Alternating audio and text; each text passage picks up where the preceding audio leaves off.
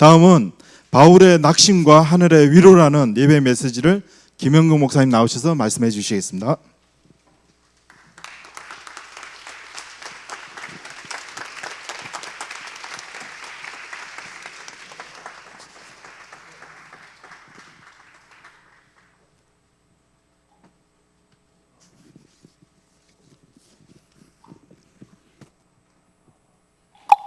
네, 됐습니다.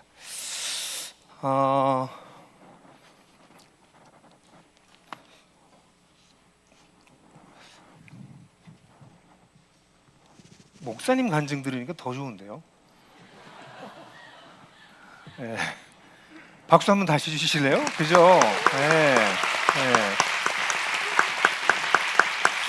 사실 목사님들은 좀 그런 게 있을 수밖에 없어요. 우리는 목사라고 하는 의식 때문에 이런 얘기를 성도들 앞에서 자기의 얘기를 한다는 거가 사실은 당연한 건데, 그렇게 하는 게 당연한 겁니다, 사실은. 근데 요즘 분위기가 사실 그렇지 않아서 너무 감사하게 생각하고요. 이런 목사님들이 계시면 한국교회가 잘 가겠다 이런 생각도 다시 하게 됩니다. 제가 오늘 설교하기 전에 좀 몇 가지 광고를 좀 해도 되겠다 싶어서 광고를 좀 드리려고 합니다. 하나는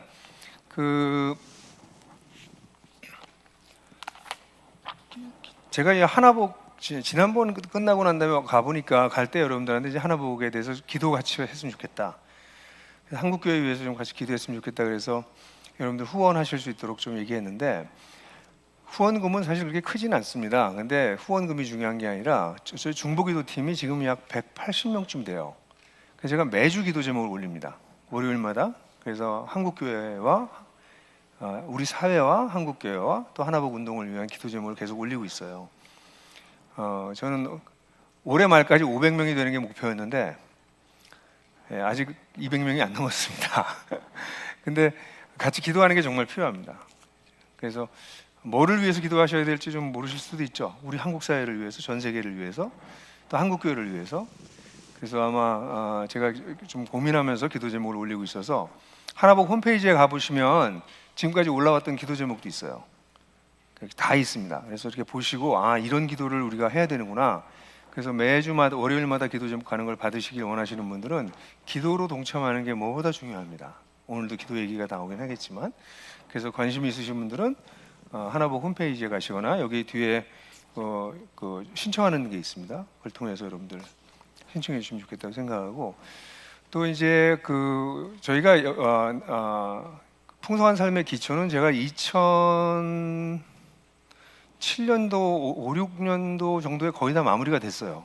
그때 책이 나오진 않았지만 내용이 전부 다 마무리가 돼서 이거면 되겠다 싶었는데, 이제 제가 그때 고민했던 거는, 근데 요거가 제가 40대 초반이었거든요. 40대 초반에 이 책을 썼는데 그 책을 제 삶 속에서 많이 이미 이루어지고 있는 걸 쓴 책이죠. 저는 이론을 쓴 게 아니어서. 근데 제가 40 좀 넘었는데 물론 제가 그러면서 기초가 잘 놓여 있다 할지라도 20, 30년 더 살 건데 이게 다 끝이 아닌데, 그리고 제가 생각할 때 이건 파운데이션인데, 기초가 베이직은 아니잖아요. 이거 파운데이션이 토대인데, 그럼 이 토대 위에 삶을 살아간다는 게 뭔지를 어떻게 얘기하지? 이제 그때부터 고민하기 시작했어요. 그래서 나들목 교회에서도 이제 풍성한 삶의 기초 이끄미로 한 10년 정도 살고 나면, 10년 정도 하면 이미 신학적인 기초와 또 영적인 기반이 확 쌓입니다. 근데 이게 더 깊어져야 되잖아요. 그 다음에. 그래서 깊어지는 게 뭔지에 대해서 제 아내하고 굉장히 오랫동안 공부했어요. 2007년부터 공부했으니까 거의 20년 됩니다. 그래서 저희가 이제 자료들을 하기 시작한 게 영성 수련이라고 하는 사역입니다. 그러니까 영성 수련은 풍성함기 이끄미를 하신 분들만 들어올 수 있어요. 그 전에는 저희가 추천하지 않습니다. 그래서 다른 사람에게 복음을 전수해 본 사람들이 난 조금 더 하나님과 깊이 관계를 좀 가져야 되겠다, 그렇게 생각하시면 들어오실 수 있는데, 그래서 제가 13년 전에 썼던 주기도문이라고 하는 책도 이번에 지난달에 나왔는데, 책을 다시 이렇게 기도를 배우는 중입니다. 그래서 재편해서 냈습니다. 기도가 제일 중요하거든요. 근데 아까 우리 목사님도 제가 주기도 강의할 때 저를 보셨다고 말씀하셨는데, 주기도라는 책을 써냈지만 사람들이 기도를 읽고선 기도가 바뀌지는 않더라고요. 그래서 고민이 되게 많았어요. 사람이 기도가 바뀌어야지 기도에 대한 책을 읽는다고 되는 건 아니잖아요. 그래서 이걸 임상을 여러 번 하다가 기도를 쓰게 하자. 그래서 기도를 쓰는 기도를 훈련시켜 봤더니 이게 효과가 굉장히 컸어요. 그래서 이 책을 기도를 배우는 중입니다라고 제목을 다시 만들어서 그것을 냈습니다. 근데 이거는 혼자 하지 마시고 그룹으로 하는 게 좋으시고요. 그 풍삼기 입금 일을 하신 분들은 제가 이 주기도와 영성수련 개론이라고 하는 강의를 영성수련센터에서 영성수련에서 하고 있는데 다음 주에 개강합니다. 이번 가을 건 다 끝나고 이게 마지막 남은 건데 자리가 몇 개 남았어요. 그래서 혹시 여러분들 가운데 입금 일을 하신 분 중에서 내가 기도가 좀 더 깊어지고 싶다 그러신 분들이 계시면 오늘까지 신청이기 때문에 오늘 집에 가서 신청을 하시면 혹시 자리가 남으면 오실 수 있을지 모르겠습니다. 그래서 기도가 좀 달라졌으면 좋겠습니다. 주기도가 내 기도의 핵심이 돼야 됩니다. 여러분들 풍성한 삶의 첫걸음에서 주기도가 좀 나오잖아요. 그 정도가 아니라 그건 이제 초짜들이 하는 거고 깊어지는 기도를 좀 배울 수 있도록 그렇게 하셨으면 좋겠다. 그 광고가 하나고요. 또 하나 마지막으로 짧은 영상을 보여드릴 텐데요. 그 영상을 보여드리고 이제 제가 그리고 강의할 거예요. 근데 저는 이제 전도가 조금 전에도 한 형제가 얘기했지만 전도가 지금 오늘날 우리 한국 교회에서 거의 실패하고 있는 게 너무 고통스러워요. 근데 이제 전도가 왜 안 되냐면 제가 오늘 그 강의를 할 건 아니지만 전도는 전도 전에 워밍업 시간이 필요합니다. 그걸 프리-이벤젤리즘이라고 그래요. 전도 전 단계. 이게 되지 않은 상태에서 복음을 갖다 들이대니까 복음을 전하다가 싸운다고요. 복음은 정말 좋은 건데 좋은 걸 주면서 왜 싸워요? 복음 전에서 관계 나빠졌다는 사람이 되게 많아요. 그건 복음을 잘못 전한 겁니다. 좋은 걸 주고서는 왜 싸워요? 왜 원수가 돼요? 절대 그러시면 안 됩니다.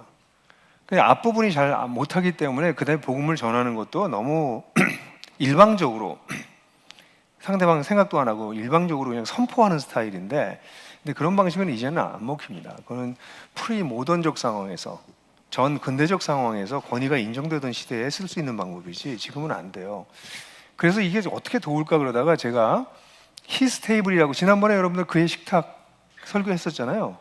그 설교한 걸 기초로 해서 그럼 도심지에 그의 식탁을 만들어 보자. 그래서 그의 식탁이라고 하는 사역을 지난 봄부터 봄에 한 번 하고 이번에 지금 하고 있습니다. 지금 2번 했고 10월달, 11월달 이렇게 하는데 여기는 신자가 불신자를 초대해서 오는 거예요. 신자 혼자 절대 못 옵니다. 그래서 신자가 불신자를 초대해야만 그리고 초대장을 받아야만 들어올 수 있고 불신자나 가난한 성도는 스스로가 자기를 초청해서 초청을 받고 올 수 있습니다. 그래서 지난번에 했던 그 영상을 좀 만들어 놓은 게 있는데 이거는 바깥에는 좀 얘기 안 하고 제가 강의할 때 써도 좋다라고 하는 허락을 받은 영상입니다. 그래서 저희 그 히스테이블 영상 좀 보여드리고 관심 있는 분들은 서울에 계신 분들은 여러분들이 이걸 사용하셔서 여기선 복음을 전해주는 데가 아니에요. 데리고 와서 복음을 한번 탐구해봐야 되겠는데 거기까지 끌어주는 겁니다. 그러면 여러분들이 풍삼초 하나님 나라의 도전으로 복음 전해서 여러분들 교회로 데려가시는 거예요. 이건 일종의 전도를 위한 플랫폼이고 스프링보드예요. 그러니까 저는 아무 열매를 못 거둬요. 여러분들이 거둘 수 있도록 도와드리는 사역인데 한번 보시고 서울 지역에 계신 분들 한번 와보시고 지방에 계신 분들도 꼭 좀 보고 싶으시면 이걸 좀 배워서 군에서 사용하기 너무 좋습니다. 군 장병들에게 사용하기도 너무 좋은 방식이기 때문에 복음을 전하는 생각이 아니에요. 그래서 잠깐 영상 보시고 그리고 말씀 나누도록 그렇게 하겠습니다.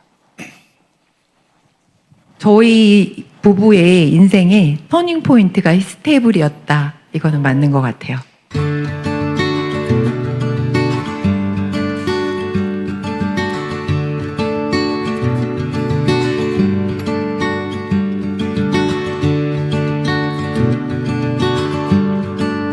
종교를 쓰는 날이 있었어요. 거기에 제가 처음으로 무교라고 적었던 때가 생각이 나고 이 세상에 아무 의미 없는데 둥둥 떠다니고 있는 것 같아서 이 땅에 오셨다고 하는데 왜 오셨지? 내가 돈 하나도 해결해 주지 못하는데 와서 뭘 한 거죠 도대체? 어느 날 우리 가족에게 누군가 문을 두드립니다.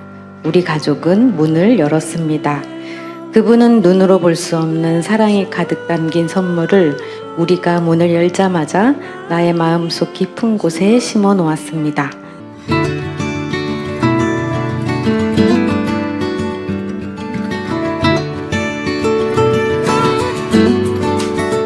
어느 날 자기는 여태까지 너를 위해서 참아줬다.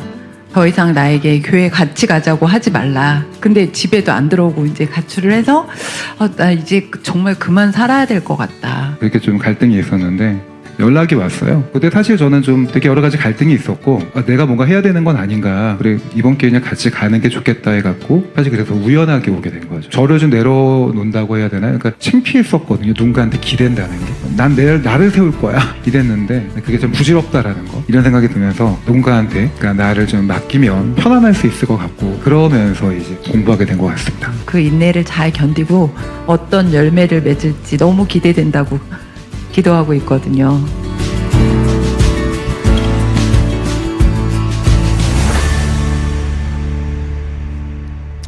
네, 그래서 여러분들이 그 hisstable.kr 가시면 정보들이 있어요. 그래서 보시고 여러분들을 위해서, 특별히 서울에 계신 분들은 남대문에서 하니까, 시내에서 하니까 좀 접근하기가 좀 좋으실 겁니다. 그래서 오셔서 자기 불신자 친구하고 그냥 편하게 놀러 오시면 좋겠습니다. 지금 불안에 대한 주제를 하고 있는데 2번 했습니다.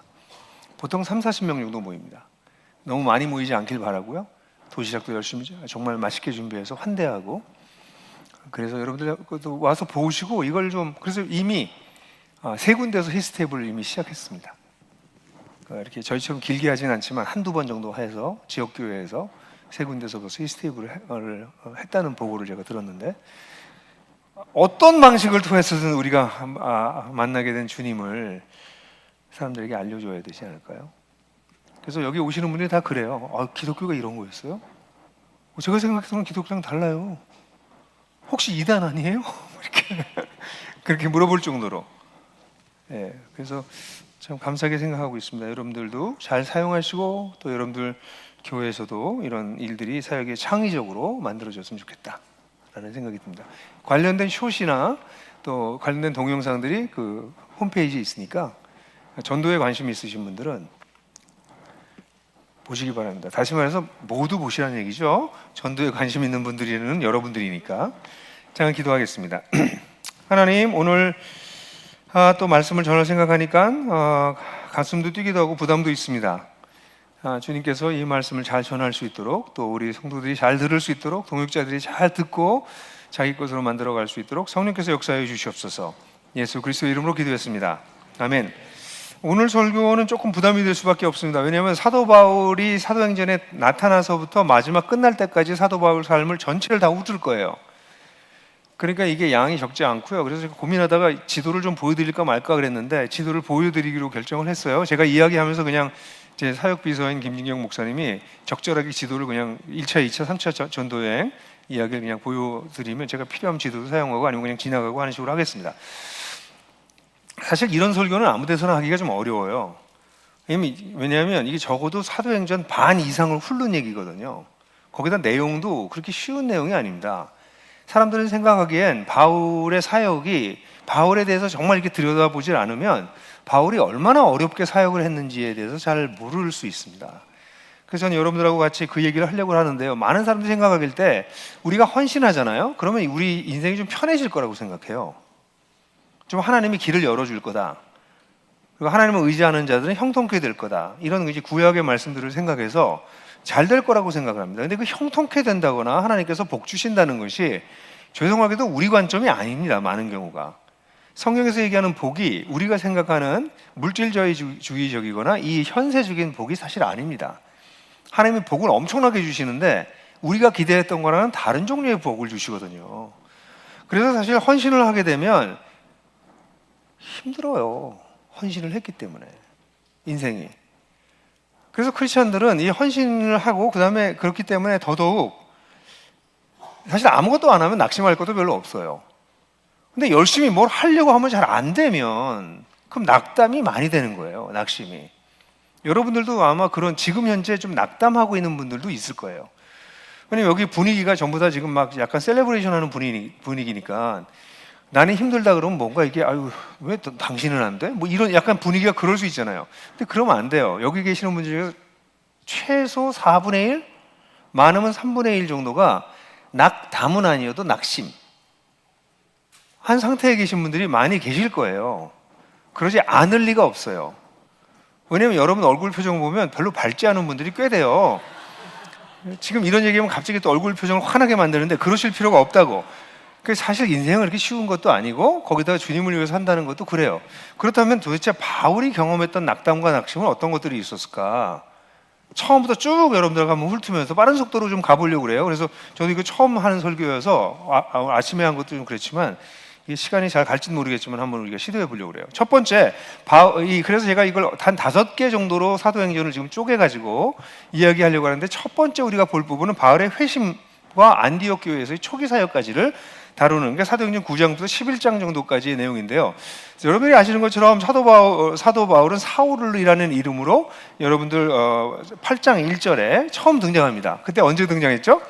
스데반이 돌이 맞아 죽을 때 증인으로 옷을 맡았습니다. 이거는 단순히 이게 옆에서 옷 맡아준 사람들이 아니라 주도했다는 뜻으로 읽는 것이 많습니다. 그러니까 스데반이 돌을 맞아서 죽도록 순교시키는 거기에 주도적인 역할을 했고요. 그 이후엔 여러분들이 아시는 것처럼 예수 믿는 사람들을 각 성마다 찾아다니면서 색출해내는 종교경찰 같은 역할을 했어요. 왜 그랬을까라고 생각하면 이상할지 모르지만, 제가 길게 얘기하지 않겠지만 바울은 유대인이잖아요.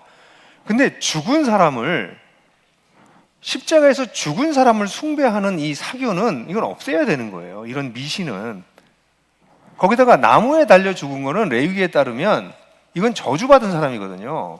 저주받은 사람을 신이라고 섬기는 이 이상한 종파는 없어져야 되는 이상한 미신인 거예요, 바울이 볼 때는. 그래서 정말 심각하게 생각했습니다. 이건 유대교를, 우리의 믿음을 심각하게 훼손한다고 생각해서 바울은 정말 열심히 쫓아다니면서 기독교인들을 잡아들이고 스데반은 실제로 죽였고 그랬던 거죠. 그랬다가 여러분들이 아시는 거는 9장에 가게 되면 사울이 다마스커스에 가서 또 그 일을 하러 가다가 누굴 만나요? 부활하신 예수님을 만납니다. 부활하신 예수님을 만나고 난 다음에 그때 완전히 엄청난 충격을 받았죠. 왜 누구십니까? 그러니까 네가 박해하는 예수다. 예수께서. 그리고 아나니아를 만나서 눈이 멀었다가 아나니아를 만나서 눈을 뜨게 되는 그런 과정을 겪습니다. 여러분 이거에 대해서 잘 생각해 보셔야 돼요. 한 사람이 자기가 이것이 옳은 방향이라고 생각하고 자기 인생 전체를 걸고선 뛰어가고 있다가 그 저주받은 인간, 그 죽은 인간, 가짜 메시아를 경험한 거예요. 이건 무슨 얘기냐면 예수를 만났다가 아니고요, 자기 인생 전체가 부정당하는 경험입니다. 지금까지 살아온 거가 전부 잘못 산 거예요. 잘못 살아도 정도가 심할 정도로 잘못 산 거예요. 그러니까 바울이 이때 얼마나 충격에 빠졌을지 여러분들 아시겠습니까? 엄청난 충격에 빠졌어요. 거기다 눈까지 멀었어요. 그러니까 바울은 여러분, 우리 시력을 잃어간다는 게 엄청난 공포잖아요. 여러분들 밤에 아무것도 안 보이는 데 가면 무섭잖아요. 근데 바울이 아무것도 안 보이는 거예요, 지금. 그러니까 바울은 엄청난 혼돈과 고통 속에 들어간 것이었죠. 바울은 예수를 만나는 순간부터 혼란에 빠졌어요. 그래서 눈을 뜨고 바울에 대해서 아나니아가 여러 가지 얘기를 해줬지만, 바울은 어쨌든 이 혼란이라고 하는 거가, 속에서 일어났던 이 혼란이 그렇게 쉽게 정리가 될 수 없을 정도로 극심한 혼란 가운데 있었을 것이면 틀림이 없습니다. 그럼에도 불구하고 바울의 성격이 이렇게 좀 확실한 데가 있었던 것 같아요. 이걸 알고 난 다음에 다마스커스에서 열심히 또 사람들에게 복음을 전하기 시작했어요. 그래서 사람들한테 환영을 받았을까요? 아니요. 복음을 전하자마자 바울은 다마스커스에서 박해를 받기 시작합니다. 그래서 결국은 바울이 생명의 위협을 느끼게 돼서 광주리를 타고 도망가요. 광주리를 타고 도망가는 게 9장에 나오잖아요. 광주리를 타고 도망갈 때 심정이 어땠을 것 같아요? 쪽팔리는 일이에요. 그잖아요. 바울은 어떤 사람이에요? 지금 이 예수 믿는 사람들을 잡아 죽이기 위해서 온 도시를 쫓아다니면서 일하다가 여기서 자기가 죽게 되니까, 아니 그럼 무슨 배짱이라도 있어서 순교하겠습니다 뭐 이러고 나와야 되는데 그러지 못하고 광주리를 타고 도망가는 거예요. 그러니까 바울은 그럴 때 마음이 결코 쉽지 않았을 거예요. 그뿐만 아니라 광주리를 타고 도망가지는 않았지만 앞으로 이 일은 바울은 알지 못했지만 앞으로 많은 도시로부터 이렇게 쫓겨날 것이라고 하는 전조였어요. 바울은 이걸 그때는 몰랐습니다. 한 번 일어나는 일이라고 생각했는데 실제로 바울의 삶에는 반복적으로 일어나는 일 중에 하나입니다. 도시로부터 쫓겨나는 일이. 그래서 바울이 그렇게 쫓겨났어요. 그리고 난 다음에 예루살렘에 가서 이 사람들하고 얘기하면, 제자들하고 얘기하면 환영받을 줄 알았는데 9장에 보면 예루살렘에 갔더니 또 대화를 나누다가 또 박해가 시작됩니다. 그래서 살해 위협을 당해요. 그래서 바울은 그때 여러분들이 아시는 것처럼 다소로 피난 갑니다. 다소는 바울이 태어난 곳이었던 것으로 보여요.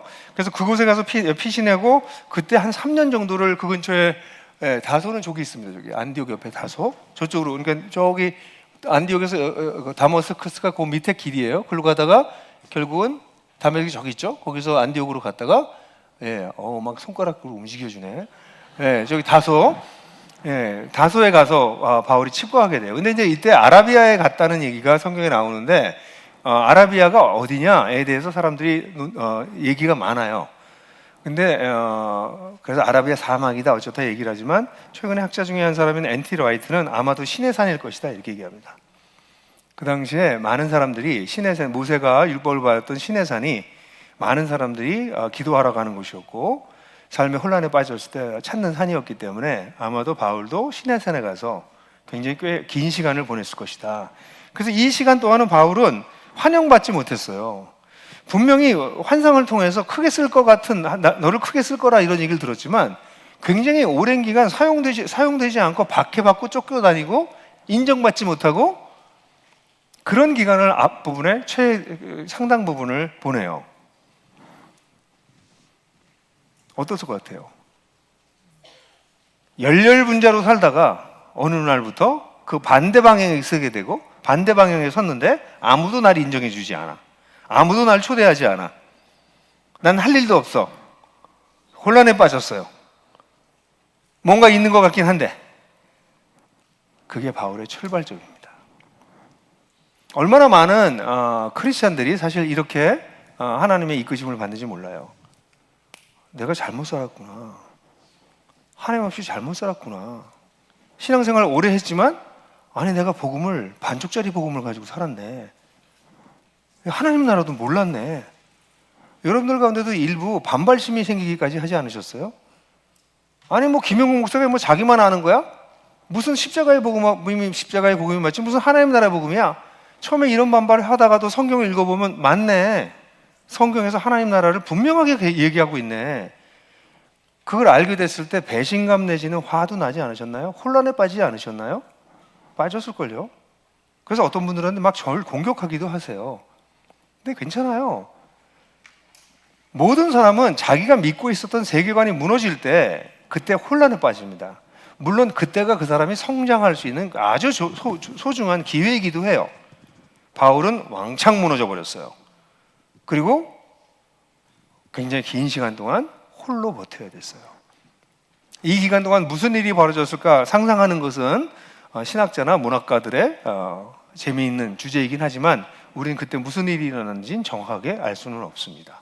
근데 그때 바울이 이런 신앙생활의 이 초기 기간을 견딜 수 있었던 이유가 첫 번째는 하나님의 부르심 때문이었습니다.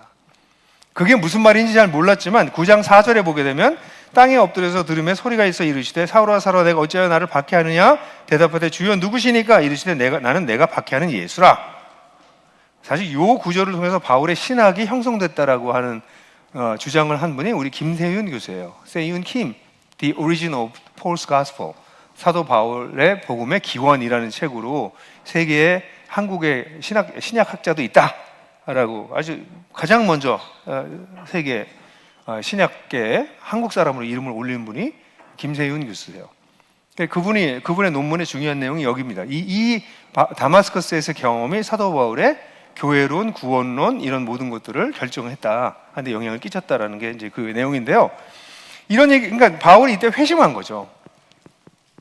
자기가 살아온 것이 잘못됐다는 게 무너지는 그런 고통스러운 경험을 했음에도 불구하고 그는 하나님을 찾긴 했어요.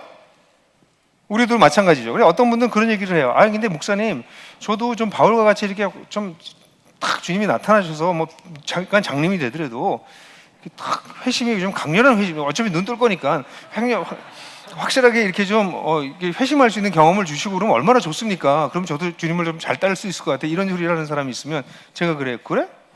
그럼 순교도 해야 될 텐데 괜찮겠어? 바울의 부르심은 독특한 부르심이에요. 바울은 정말 하나님께서 크게 쓰시려고 부르셨어요. 그러니까 바울처럼 부르심을 받지 않게 되길 간절히 바라요. 이제부터 여러분들이 보시겠지만 바울은 이 이후에 말할 수 없는 어려움을 겪어요. 꼭 예수님 같이 십자가를 지고 살아가시는 것 같은 모습을 바울의 삶을 통해서 바울은 보여주거든요.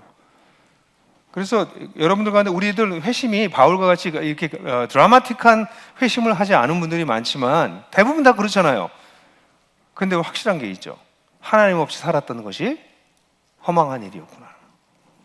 그리고 하나님을 만나게 되는 경험은 우리 모두가 하잖아요. 그래서 그때 그렇게 하나님을 만나게 되고 나면 바울에게 9장 15절에 이렇게 얘기하죠. 주께서 이르시되 가라, 이 사람은 내 이름을 이방인과 임금들과 이스라엘 자손들에게 전하기 위해서 택하신 나의 그릇이다.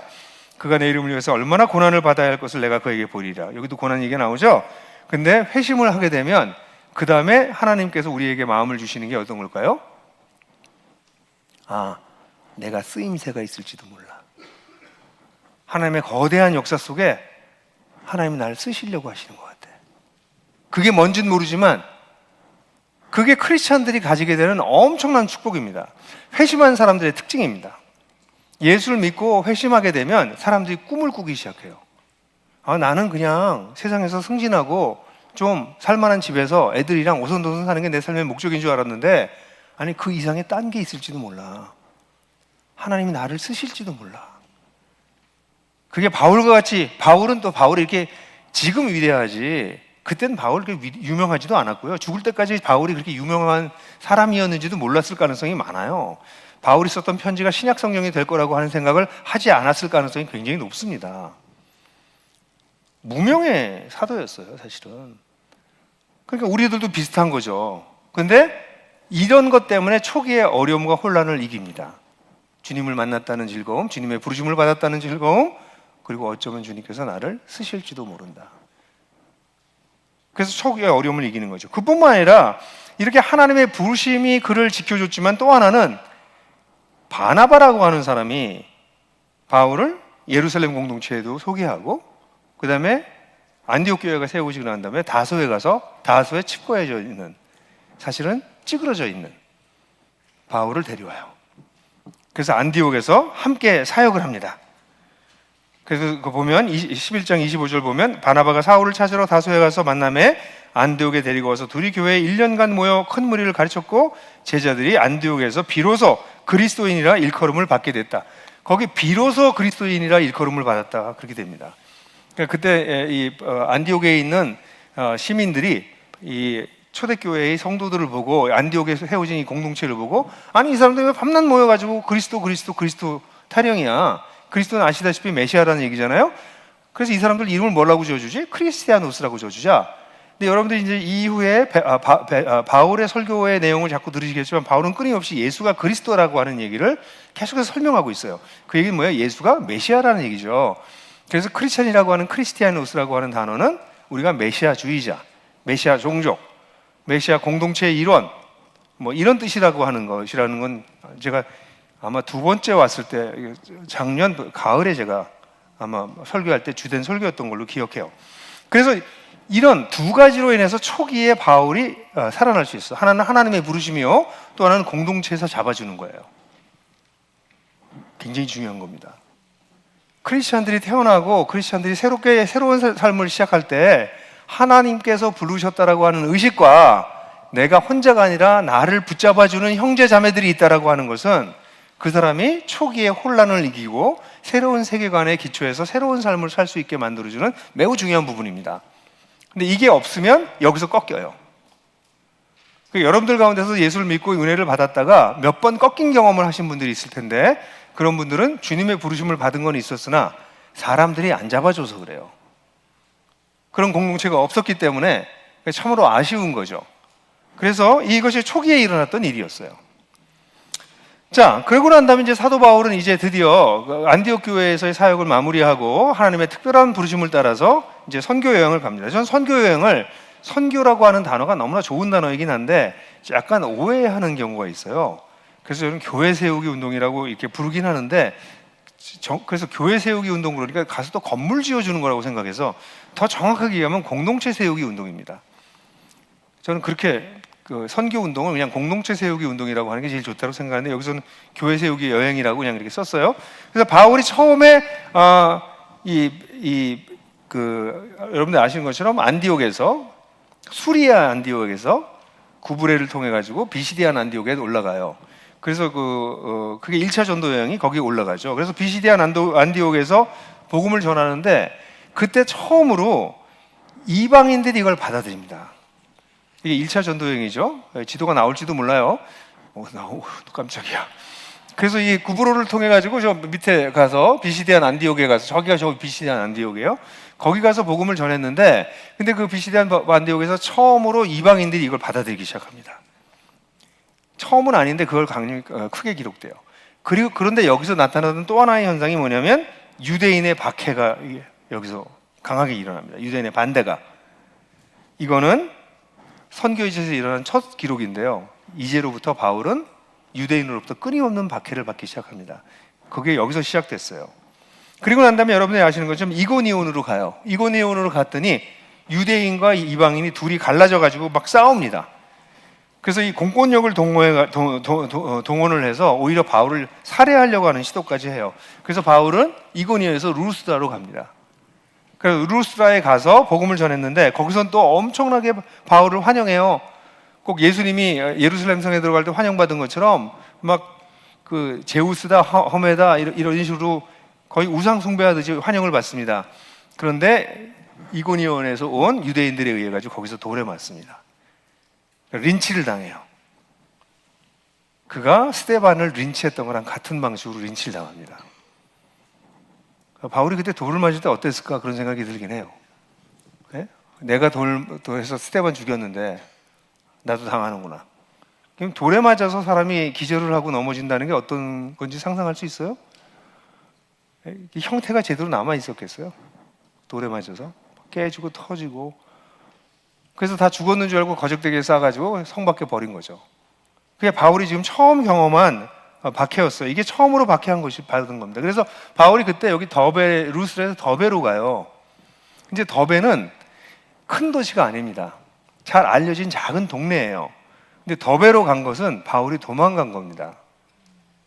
그래서 바나바의 부축을 받으면서 더베로 가는 바울을 생각하면 그래서 제가 언제 이런 사역을 해야 될지 모르겠다. 그 사역 이름을 제 아내랑 둘이서 우리끼리 상표 등록한 게 있어요. 더베로 가는 길. 네, 더베로 가는 길에 사람들은 그 경험을 하게 돼요. 돌에 두드려 맞고 피신하기 위해서 가는 사람들. 그러니까 바울이 글로 갑니다. 그때 어땠을까요, 여러분? 호기롭게 성령의 보내심을 받아서 인도를 받아서 여기까지 왔는데 물론 그 전에 여기 밑에서 그 아탈리아에서 위쪽 안디옥으로 올라갈 때 마가가 떠나죠. 이것 때문에 마음이 상한 일이 있었지만 그 얘기는 나중에 또 하도록 하고요. 근데 이런 것을 통해서 사도 바울이 깨달은 게 뭐냐면 여기서 사역의 본질을 배워요. 뭐냐면 하나님 나라엔 환난이 필연적이구나. 이 구절은 중요하니까 14장 21절 22절을 다 같이 한번 읽어볼까요? 시작! 복음을 그 성에서 전하여 많은 사람을 제자로 삼고 루스드라와 이고니온과 안디옥으로 돌아가서 제자들의 마음을 굳게 하여 이 믿음에 머물러 있으라 권하고 또 우리가 하나님 나라에 들어가려면 많은 환난을 겪어야 할 것이다 라고 말했어요. 하나님 나라에 들어가려면 많은 환난을 겪어야 할 거다. 스데반을 통해서 보았고 그게 자기에게도 반복돼서 일어나는 것을 보면서 사도 바울은 강렬하게 깨달은 것 같아요. 아, 이거 하나님 나라에 들어가는 거는 이게 대가를 지불하지 않고서는 들어갈 수가 없구나. 이런 걸 통해서 사도 바울도 신학이 점점 더 완성됐을 거라고 보여줘요. 아, 이 깨어진 세상 속에서는 하나님 나라의 일꾼들이, 하나님 나라의 백성들이 고난을 당할 수밖에 없고 어려움을 겪을 수밖에 없구나. 아, 가라지와 좋은 씨앗이 같이 뒤엉켜서 살아갈 수밖에 없고 가라지의 영향을 받을 수밖에 없구나. 이런 걸 사도 바울이 경험한 것이죠. 그래서 사도 바울은 끊임없이 본인의 삶이 고난을 계속해서 받았을 뿐 아니라 그리스도인들에게도 고난받는 것을 두려워하지 말라는 이야기를 했는데 이 말씀은 사실은 예수께서 말씀하셨던 말씀과 마찬가지예요. 예수님 뭐라고 그러셨어요? 너희가 세상에서 환난을 받으나 기뻐하라, 내가 세상을 이기었노라. 세상에서 우리가 환난을 당하지만 우리는 이긴 팀이야 어차피. 잠깐 환난을 당하는 거야 라고 예수께서 말씀하셨던 것들을 바울은 실제로 경험하게 됐던 거죠. 그래서 이런 얘기는 사실은 바울이 이게 너무나 중요해서 이거는 누가가 기록한 거거든요. 사도 바울의 초기 사역입니다. 초기 사역이었을 거고 이건 AD 48년, 47년 이때쯤이니까 아주 초기입니다. 근데 사도 바울이 마지막에 죽기 직전에 거의 63년 뭐 이때쯤 됐을 때 지금으로부터 거의 20년이 지났을 때 그때 일을 회상하면서 쓴 편지가 디모데 후서 3장 11절입니다. 11절, 12절. 다 같이 한번 읽어볼까요? 디모데후서 3장 11절, 12절 시작. 박해를 받음과 고난과 또한 안디옥과 이고니온과 루스라에서 당한 일과 어떠한 박해를 받은 것을 내가 과연 보고 알았거니와 주께서 이 모든 것 가운데서 나를 건지셨느니라. 무릇 그리스도 예수 안에서 경건하게 살고자 하는 자는 박해를 받으리라. 여기 보면 여기 안디옥, 이고니온, 루스라에서 당한 어떠한 박해를 받는 걸 네가 과연 보고 알았거니와. 왜냐하면 사도 바울은 디모데를 2차 전도 여행 때 이 지역을 지나가면서 픽업해요. 1차 전도 여행 때 디모데가 여기에 있었던 거예요. 그래서 2차 전도 여행을 갈 때 디모데를 데리고 그때부터 디모데를 아들처럼 여기면서 같이 동역하거든요. 그러니까 그때 1차 전도 여행 때 디모데가 바울이 루스트라에 와서 이렇게 돌을 맞고 거의 죽을 뻔한 걸 봤어요. 근데 그때 하나님께서 나를 어떻게 살리셨는지를 네가 보고 알지 않았느냐. 여기 보고 한 게 또 여기 중요해. 그래서 과연 보고 알지 않았느냐. 모든 가운데서 하나님께서 나를 건지셨다. 그리고 한 말이 무릇 그리스도 안에서 경건하게 살고자 하는 자들은 핍박을 받을 거다. 오늘날 한국교회가 절대로 잘 강조하지 않는 가르침입니다. 이 똑같은 얘기죠. 근데 언어가 달라졌어요. 누가가 기록한 건 하나님 나라에 들어가려면 많은 환난을 받아야 할 것이다 라고 얘기했고 20년이 지나고 바울이 이 편지를 쓸 때는 무릇 그리스도 안에서 경건하게 살고자 하는 자들은 핍박을 받을 거라고 얘기해서 단어는 하나도 겹치는 게 없는데요. 똑같은 얘기예요. 제가 늘 얘기하지만 성경은 문자로 읽으시면 안 되고요. 뜻으로 읽으셔야 됩니다. 하나님 나라에 들어가려면 이나 무릇 그리스도 안에서 경건하게 살고자 하는 자나 많은 핍박을 받아야 될 것이나 경건하게 살고자 하는 핍박을 받을 것이 다 같은 말입니다. 근데 단어는 다르잖아요. 그래서 바울은 여기에서 사역의 본질을 배웠어요.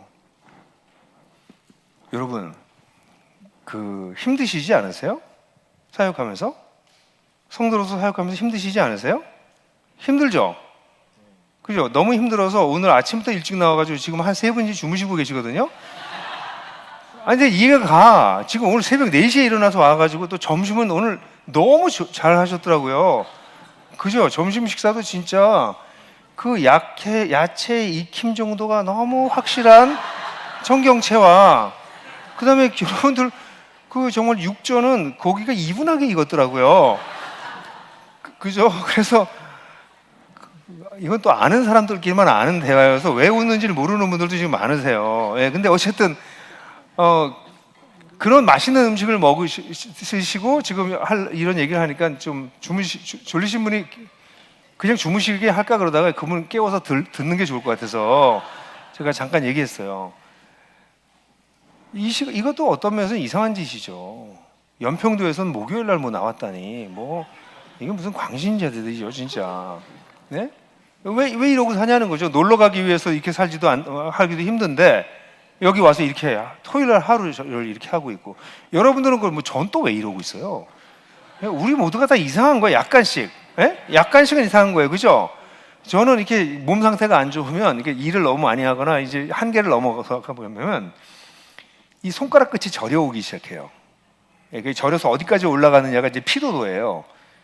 근데 상당히 많이 올라갔어요 지금. 그래서 상당히 피곤한 상태예요. 예? 근데 제가 이런 구조를 보면 제가 좀 힘든 거는 너무 귀여워. 예? 돌 맞는 거랑 이런 거 비교해 보면 야 이게 무슨 힘든 거라고 얘기를 하겠냐. 명함을 못 꺼내겠어 바울 앞에서. 예? 근데 여하튼 여러분들도 아마 주님을 따라가기 시작하면 힘에 진하게 일을 하고자 하는 마음들이 생겨날 거예요. 자기 성취를 위해서거나 딴 사람에게 보이기 위해서 열심히 하는 거 말고 그래서 아까 우리 목사님이 얘기했던 너무 빨리 가려고 노력하지 마라. 멈추지 않도록 조심해라. 그 말은 멋있는 말이더라고요. 예? 근데 그건 굉장히 중요한 표현이지만 그건 왜 그렇게 얘기하냐면 자기를 위해서 그렇게 열심히 하지 말라는 거예요. 근데 주님을 위해서는 때때로는 우리가 몸 상하는 게 정상이에요. 어떻게 몸도 안 상하고 잠도 다 잘 거 다 자고 먹을 거 다 먹고 놀 거 다 놀고 드라마 볼 거 다 보고 주님을 섬겨요? No way! 그건 불가능합니다. 그러니까 우리가 주님을 섬기게 되면 당연히 일정 부분은 우리가 불편한 삶을 살 수밖에 없고 그렇게 살다 보면 이제 앞으로 계속 나오게 되지만 다양한 어려움을 계속 만나게 돼요. 근데 바울은 여기에서 처음부터 이게 사역의 본질이구나를 알게 된 거예요. 주님을 위해 살게 되면 고난이 따라올 수밖에 없구나. 이 본질을 딱 잡은 거예요. 무지하게 아프게 돌 맞아가면서. 근데 사도 바울이 이런 어려움에서 이런 어려움을 겪으면서 그런 생각이 안 들겠어요? 아무리 이런 경험을 했다 할지라도 내가 유대인으로 살다가 메시아를 만났다가 유대교를 버리고 유대인들에게 박해를 받으면서 유대인들하고 계속 이렇게 씨름하면서 이방인에게 복음을 전하는 것이 그가 확신했다 할지라도 마음이 그렇게 편하지만은 않았을 가능성이 많아요. 거기다가 상당히 많은 유대주의자들이 바울과 바나바가 복음을 전하는 방식에 대해서 틀렸다. 그 사람들을 유대인으로 만들어야지 그 이방인들을 그렇게 자유케 하면 곤란하다. 그럼 너희는 지금 기본적으로 잘못하고 있는 거야 라고 하는 공격을 계속 받았어요. 그래서 사도 바울이 자기가 복음을 전했던 아까 1차 전도 여행에 나왔던 거기가 갈라디아 지역이거든요. 남부 갈라디아 지역이에요. 그 갈라디아 지역에 있는 교회에 유대인들이 가서 니들이 잘못 믿고 있는 거야 라고 얘기해서 그들이 막 혼란에 빠지고 거기 그때 있었던 베드로도 같이 그들과 함께 외식하는 걸 보고 놀래가지고 편지를 쓴 게 뭐예요? 그게 갈라디아서예요. 그 AD 48년 정도에 쓰여졌을 거예요. 제일 먼저 쓰여진 게 갈라디아서입니다. 그러니까 사도 바울은 그런 어려움을 가지고 있었거든요. 그런데 우리가 사도행전 15장에 가면 처음으로 예루살렘에서 공의회가 열립니다. 교회 지도자 다 같이 모여서 이 문제를 논의합니다. 거기서 사도 바울은 사실 거기에는 하늘 같은 정말 그대는 하늘 같은 사도들이 있었고 사도들이 모여서 회의하고 있었고 야고보가 그 회의의 좌정처럼 보여요. 예수님의 동생인 야고보. 거기서 얘기를 하고 있는데 그때 한 12절쯤에 보면 바나바와 바울이 그동안 있었던 일을 간증할 기회가 있습니다. 그러니까 사역 보고를 하게 되는 거죠. 그 사역 보고를 듣고 사람들이 그걸 다 듣고 난 다음에 하나님이 이렇게 일하신다고 공의회에서 결정하게 됩니다. 그뿐만 아니라 거기서 서신을 작성해서 회람용 서신을 작성해서 공의회 공식 1호 서신일 걸로 보여지는 편지를 23절부터 29절에 편지를 써서 교회들에게 회람하기 시작합니다. 이게 어떤 것이었을까요? 바울에게는 엄청난 위로였습니다. 내가 가는 길이 맞았구나. 내가 가는 길이 맞았구나. 하나님이 이걸 공동체를 통해서 인정해 주셨구나. 라는 생각을 하게 된 거죠. 여러분, 저는 이 모임이 굉장히 귀해요. 이렇게 여러분들이 한 달에 1년에 2번 정도 모이는 건 좀 과하긴 한데 제가 볼 때 근데 이게 만날만 하다라고 생각해요. 왜냐하면 우리가 6개월 정도 사역하면서 여러 가지 지치고 바울처럼 매를 맞진 않지만 마음의 매도 맞고 바울처럼 돌은 맞지 않죠. 요즘 돌 맞는 사람은 없죠. 이건 법적으로 금지되어 있으니까. 그죠? 요즘 돌 맞을 일은 없어요. 근데 우리는 마음이 많이 맞아요. 사역하다가 마음 안 맞는 사람은 없어요. 등에 칼을 안 맞아본 사람은 아직 사역을 해본 사람이 아니에요. 등에 칼 처음 맞으면 무지무지하게 아파요. 정말 내가 헌신했는데 헌신한 사람부터 거꾸로 오히려 이상한 말을 들을 때 그게 얼마나 고통스러워요? 지치고 이러면서까지 해야 되나? 누가 알아준다고 이걸 하나? 이런 생각 여러분들도 들지 않으세요? 낙심되죠. 낙담되죠. 거기다가 열매도 별로 없는 것 같아. 이번 1차 전도 여행을 했을 때도 막 루스드라에서 막 들고 일어나서 막 찬양을 하다가 그 다음에 돌 맞고 이고니인에서 사람들끼리 막 싸워서 둘로 갈라지고 그러니까 사역의 열매가 늘 있는 것도 아니에요. 바울의 사역에. 그럼 이렇게 해서 무슨 소망이 있을까? 이런 생각도 들고 이런 낙심됐을 때 그 길이 맞다고 해주는 게 공동체입니다. 그러니까 이 공동체적인 모임이 굉장히 귀한 거예요. 이게 나 혼자 싸우고 있는 게 아니구나. 이렇게 같이 싸우고 있는 형제들이 많이 있구나. 그리고 저 형제는 또 그 한계를 넘어서 저는 열매를 거두고 있구나. 저는 조금 실패 사례도 여기서 좀 나눴으면 좋겠다고 생각해요. 그랬으면 좋겠다는 생각이 들어요. 다 성공하는 게 아니라 이렇게 했더니 실패했다. 그리고 그 실패를 통해서 나는 이런 걸 배웠다. 그런 얘기도 좀 나눠지는 게 좋겠다 생각해요. 왜냐하면 성공을 통해서 배우는 것보다 실패를 통해서 배우는 게 훨씬 더 많아요. 성공한 건요, 왜 성공했는지 사실 모르는 겁니다. 자기가 잘해서 성공한 줄 아는데 사실은 다른 여러 가지 이유 때문에 성공할 케이스가 많아요. 그래서 성공한 케이스를 얘기할 때는 사실 배울 게 많지 않아요. 부러워할 뿐. 근데 실패한 케이스를 들어보면 배울 게 많습니다. 그러니까 조금 우리 이 수련회가 더 성숙하게 되면 실패한 케이스도 얘기하면 좋겠다 생각이 들어요. 저는 아까 우리 한 자매가 속도 위반 그래가지고 무슨 교통사고가 났나 이런 걱정을 하긴 했는데 어쨌든 그런 얘기를 꺼내는 것은 저는 너무 귀하다고 봐요. 그런 일들이 벌어지거든요. 그 굉장히 고통스러운 일이고 어떻게 보면 부끄러운 이야기고 숨겨야 될 얘기지만 하나님은 그걸 통해서도 일하신다는 걸 배운다는 거는 이거는 굉장히 중요한 부분이거든요. 이제 그런 것들이 여기서 나뉘어지는 그게 공동체라는 거예요. 그래서 사도행전 15장은 공의회로서 굉장히 중요한 역사적인 의미가 있었지만 또 다른 의미에서 공동체적으로 사도 바울이 사역하고 있었던 것을 서포트해주는, 격려해주는 것이었다 이렇게 생각해요. 근데 여기까지만 해도 사실은 사도 바울의 삶은 뭐 돌 맞고 그랬지만 실제 진짜 어려운 일들은 이제부터 시작됩니다.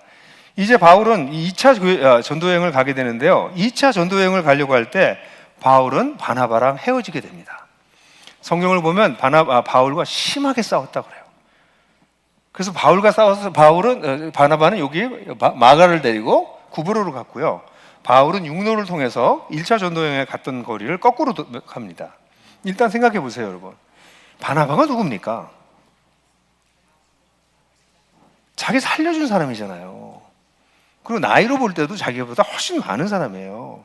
그러니까 예를 들어서 아까 그 목사님이랑 저랑 같은 정도 나이 차이가 난 거죠. 그래서 하나복을 통해서 이렇게 목사님 어디 계세요?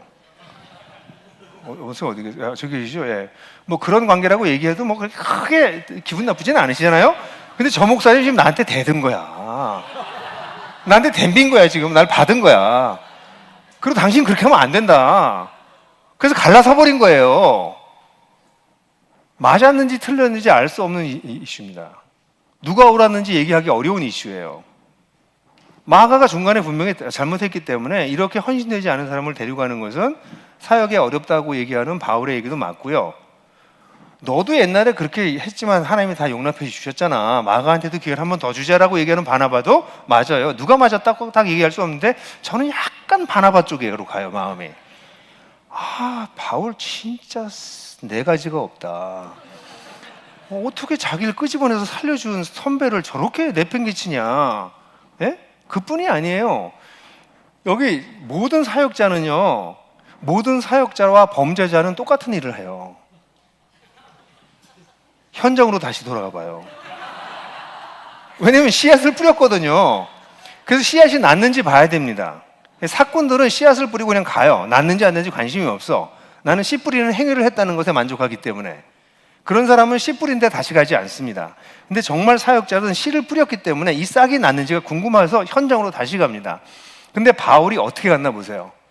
지금 바나바가 먼저 떠났거든요, 구브로로. 그럼 바나바는 어떻게 할까? 저렇게 해서 아까 1차 전도여행을 했던 저 밑으로 가서 이고니온으로 가서 루사 이렇게 거꾸로 돌겠죠. 약삭 빠른 거야, 바울은 육로로 거길 먼저 가는 거예요. 이 잔머리가 보이세요? 이거는 성경을 자세히 볼 때만 볼 수 있는 부분이에요. 예? 그러니까 바나바는 해로를 통해 가지고 다시 육로로 올라가서 1차 전도여행을 갔던 방식으로 똑같이 가니까 그렇게 떠나게 자기는 반대로 떠나서 그 지역을 섭렵하고 지나가는 거예요. 근데 요런 과정을 겪으면서 바울은 어땠을까요? 마음속이 얼마나 부담스러웠을까? 바울이 아무렇지도 않았겠어요? 바나바한테 미안하기도 하죠. 이렇게 잔머리 굴리는 게 옳은가라고 생각도 들죠. 그러면서 자기 자신에 대해 실망하겠죠. 사역하다 가장 힘든 게 뭐예요? 나한테 실망하는 거 아니에요? 나 이거밖에 안 돼? 에이씨, 나는 별거 아닌데 하나님 나를 쓰실까? 또 우리가 바나바 같은 또 나의 믿음에 굉장히 은혜를 줬던 사람들한테 마음을 상하게 하는 일도 우리가 있잖아요. 그럼 마음이 힘들어지죠. 근데 그런 상황에서 이제 이 아시아로 갑니다. 여기 보시면 이게 아시아로 갔어요. 그래서 아시아로 갔는데 여러분 그 본문을 보게 되면 성령이 아시아에서 말씀을 전하지 못하게 하셨다라고 하는 표현이 이상하게 6절에 나옵니다. 이게 뭔지 잘 몰라요. 성령이 어떻게 하지 말라고 하셨는지. 아마 이건 상황이 안 열리는 것을 이렇게 표현했을 것이라고 봐요. 성령께서 전하지 말아라 이렇게 하지는 않으셨던 걸로 보입니다. 근데 여기 아시아에서 복음을 전하는 걸 못하게 해서 그 바울은 어떻게 합니까? 그래서 부르기아와 갈라디아 여기를 통해서 무시아로 올라갑니다. 이쪽으로. 그죠? 무시아로 올라가가지고 그 다음에 어디로 가려고 그래요? 앞에 그래서 비두니아로 다시 안쪽으로 들어오려고 그래서 비두니아 저쪽. 그러니까 바울은 이 소아시아 쪽에서 사역을 할 생각을 계속하고 있었습니다. 그래서 이 밑쪽을 전하고 저 위로 올라갔는데 왼쪽으로 그러니까 서쪽으로 가는 게 막히고 다시 북쪽으로 올라가니까 거기가 또 막혀서 다시 그럼 비두니아로 가야 되겠다. 저쪽으로 가야 되겠다고 생각했어요. 그러니까 바울은 지금 복음 전도 사역이 안 되고 있는 거예요. 근데 사도 바울의 뒤통수에는 뭐가 붙어 있어요? 바나바를 배신한 거, 팀 사역이 깨진 거, 그게 마음속에 붙어 있었겠죠. 그럼 여기가 이렇게 가는데 계속 사역이 안 되고 막혀, 사역의 기회가 안 열려. 그럼 어떤 마음 들겠어요? 하나님이 나 버렸나? 내가 잘못 들어섰나? 이제 하나님께서 이게 기회를 안 주시나? 이런 생각이 들었겠어요? 안 들었겠어요? 듣죠. 사역하다 이런 일이 생겨요. 자기가 잘못한 게 있어서 더 생겨. 그럼 사탄은 밤낮 우리 왼쪽 어깨에 올라앉아가지고 그것 봐, 그것 봐, 그것 봐 이런다고요. 너는 그래서 안 되는 거야. 너 지난번에 너 모임 빼먹었지, 쨌지? 뭐 이런 거. 뭐 중요할 때 너 도망갔지? 그때 안 도와줬지? 그러니까 안 되는 거야. 네가 하는 사역이 그래서 안 되는 거야. 이렇게 사단은 우리 여기에서 계속 종알종알 거려요. 그럼 우리는 또 그 말을 막 영접해. 아멘, 아멘, 무슨 영접해. 그럼 막 맥이 빠지는 거죠. 근데 바울도 맥이 굉장히 빠졌을 거예요. 안 그렇겠어요? 자기 인생 걸고 지금 저 여행이 쉬운 여행이 아니거든요. 저런 여행하고 있는데 기회가 안 열리고 계속 다른 데로 지금 가려고 하는 데마다 길이 막히는 거예요, 지금. 여러분, 하나님은 때때로 우리의 길을 막으십니다. 가는 길을 우리가 알지 못하는 방식으로 막아요. 왜냐하면 바울은 이때까지만 해도 소아시아에서 보고 사역하는 거가 전부라고 생각하고 있었어요. 근데 여러분들이 아시는 것처럼 들어와 여기 그다음에 여기서 놀라운 일이 벌어지죠. 그죠? 그때 그건 나중에 얘기하겠어요. 근데 어쨌든 그렇게 우리가 사역을 하려고 할 때 사역이 막히는 것을 경험하게 됩니다. 그래서 바울이 어쨌든 이 환상을 보고 그다음에 이제 여기서 어디로 넘어가요? 저쪽 이 바다를 건너서 네안볼리에 들어갔다가 이제 빌립보로 가요. 그죠? 근데 그러니까 이제 하나님께서 큰 비전을 보여서 이제 빌립보로 넘어갔는데 빌립보에서 무슨 일이 좀 일어날 줄 알았는데 별로 일어나지가 않습니다. 별로 큰 일이 일어나지가 않습니다. 빌립보에서 루디아가 하나님을 믿는데 아주 일부 사람이 믿는 거죠. 그러니까 무슨 큰 일이 일어날 걸 기대했는데 뭐 한두 사람 믿는 거예요. 그다음에 어떻게 돼요? 감옥에 또 갇히죠. 예? 그러니까 이게 무슨 사역이 되긴 되는데 별 볼 일이 없어요. 그다음에 여기서 사역하고 난 다음에 다시 데살로니가로 갑니다. 그래서 거기서 이제 감옥에 갇혔다가 신라랑 찬양하고 그래서 풀려나고 이런 기적을 경험하긴 하지만 빌립보에서는 큰 사역이 없어요. 한 가정 믿어서 한 가정 믿고서는 그걸 떠나는 거예요. 여러분 생각해보면 사역 열심히 했는데 겨우 한 가정 믿고선 그다음에 또 이제 데살로니가 가는 거예요. 데살로니가 가가지고 한 6개월 정도 있었거든요. 한 3주 안식일 회당에서 가르치고. 근데 또 데살로니가에서 그다음에 교회가 조그맣게 세워지긴 했는데 무슨 일이 벌어졌어요? 폭동이 일어났어요. 그래서 데살로니가에서 또 쫓겨납니다. 퇴출당해요. 그래서 그 밑에 이제 베레아로 내려와요. 저기에 베레아 옆에 베레아로 갔는데 그 사람들이 잘 말씀을 듣지만 거기서 또 폭동이 일어나요. 또 쫓겨납니다. 거기서. 그래서 이제 아테네까지 쭉 내려오죠.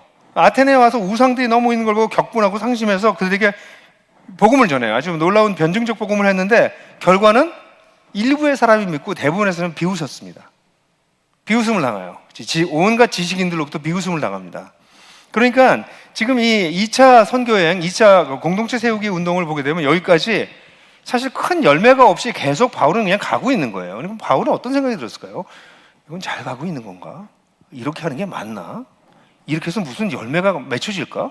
이렇게 해서 하나님 나라가 이 위대한 하나님 나라가 확장될까? 이런 생각이 들었을까요? 안 들었을까요? 당연히 들죠. 뭐 수백 명이 믿는 것도 아니고 몇 명, 겨우 소수의 몇 사람을 믿고 옮겨가고 이러는 거예요, 지금. 그리고 난 다음에 이제 고린도에 갔어요. 그 다음에 여기서 이제 고린도 옆에 고린도로 갔단 말이에요. 근데 고린도에 가가지고 복음을 전했더니 유대인들의 박해가 너무 심했습니다. 그래서 사도 바울이 그때는 이제 폭발해요. 그래서 뭐라고 그러냐면 6절을 보면 18장 6절을 보면 저희가 대적하여 회방하오늘 바울이 옷을 떨며 가로되 너희 피가 너희 머리로 돌아갈 것이요 나는 깨끗하니 이후에는 이방인에게 가리라. 이 표현을 보면 사도 바울이 성질을 냈다 이렇게 생각할 수도 있어요. 표현을 보면. 근데 이거는 그 바울이 성질을 냈다기보다는 유대교적 표현이에요. 네 피를 옷을 떨었다는 것은 이제 너랑 상관이 없다라고 하는 문화적 표현이에요. 네? 그리고 여기 너희 피가 너희 머리로 돌아갈 것이다라고 하는 표현은 내가 너에 대해서 책임이 없다라고 하는 것의 문학적 표현이에요. 그래서 나는 깨끗하다 이렇게 얘기하는 거예요. 그래서 이걸 보고서 너무 바울이 성질을 부렸구나 그렇게 해석하시면 안 돼. 이건 문화적인 부분이 있습니다. 그래서 바울은 그때 결정을 해요. 이제는 이방인으로 가겠다. 이것도 생각해 봐야 돼. 바울이 로마서를 보면 바울이 뭐라고 그래서 내가 끊어지더라도 내 유대인들이 하나님께로 돌아왔으면 좋겠다. 그게 내 동족을 향한 마음이다 라는 게 로마서에 나오죠. 그죠? 근데 지금 바울이 지금 뭐 하고 있어요? 이제 동족에게 복음을 전하는 걸 안 하겠다는 거예요. 그리고 이방인으로 가겠다는 거예요. 바울 마음이 어땠을 것 같아요? 안타까움이 얼마나 심하고 괴로움이 얼마나 심했겠어요. 자기처럼 이들이 이해를 못하는구나. 나도 그래가지고 스데반을 죽이는데 앞장섰었는데 내 동족들이 이해를 못하는구나. 그래서 결국은 이 사람들에게 복음을 전할 수 있는 길이 없구나. 그래서 이것을 포기하고 난 이제 이방인에게 간다고 했을 때 바울이 어떻겠냔 말이죠. 그리고 고린도에서는 여러분들이 아시는 것처럼 소동이 일어나고 법정에 섰다가 법정에 가서 재판도 못 받고 쫓겨나요. 재판거리가 안 돼. 이건 니들 문제야. 그러고 난 다음에 여러분들이 아시는 것처럼 소수된 애가 거기서 매맞습니다. 자기가 복음을 전했던 사람이 여러분 따르미가 내가 매맞는 게 아니라 따르미가 매맞아. 그걸 지금 본 거예요. 바울은 또. 그리고 바울은 이제 거길 떠나서 갱그레아로 갔다가 거기서 머리를 깎고 에베소 갔다가 그다음에 다시 이렇게 여행이 끝나요. 여러분 이렇게 실패와 가로막힘, 별 볼 일 없는 사역의 큰 열매가 거두어지지 않는 것들을 우리는 경험해요.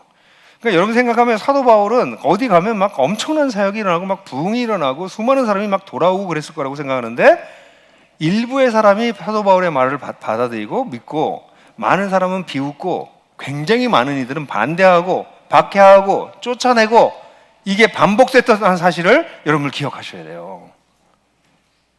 근데 사도 바울이 이런 것 속에서도 이겨낼 수 있었던 이유는 비전을 봤기 때문에 그래요. 여러분 이게 너무나도 중요해요. 16장 9절을 보면 바울이 다 막혀서 시도하는 것보다 다 막혀 있을 때 바울은 밤에 기도했어요. 이게 꿈꾸다 일어난 것이 아니고 밤에 환상이 바울에게 보였다고 그러는데 이건 바울이 기도하고 있을 때 환상을 봤다는 얘기를 아주 생략된 겁니다. 바울이 기도하고 있을 때 마게도냐 사람이 서서 그에게 마게도냐로 건너와서 우리를 도우라 라고 얘기합니다. 그래서 이 환상을 보고 바울이 10절 같은 게 아주 유명한 중요한 구절이죠. 바울이 그 관상을 볼 때 우리가 나와요. 여기 누가를 포함한 바울 사역 팀을 얘기하는데 우리가 마게도냐로 떠나기로 힘쓰니 이는 하나님이 저 사람들에게 복음을 전하 우리를 부르신 줄로 인정함이라. 뭐예요? 이거 되게 중요해요. 바울은 하나님께서 이런 환상을 보여주는 걸 통해 가지고 엄청난 위로를 받았는데 그것이 하나님의 뜻인지는 바울 스스로 결정한 게 아니라 그들의 공동체가 결정했어요. 바울이 야 내가 환상 봤거든 가자 이렇게 얘기한 게 아니라 바울이 나 환상 봤어 그랬더니 이런 환상이 있었어 그랬더니 우리가 곧 마게네로 떠나기 힘썼는데 이는 하나님이 저 사람들에게 복음을 전하 우리를 부르신 줄로 누가 인정했어요? 우리가 인정한 거예요. 이게 공동체가 일하는 방식이에요. 그러니까 바울은 이때부터 사실 바나바랑 헤어지고 난 다음에 팀에 대한 고민도 굉장히 많았을 텐데 이때 팀으로 일하는 걸 배우기 시작했어요. 내가 환상 봤으니까 나 따라와 이게 아니구나.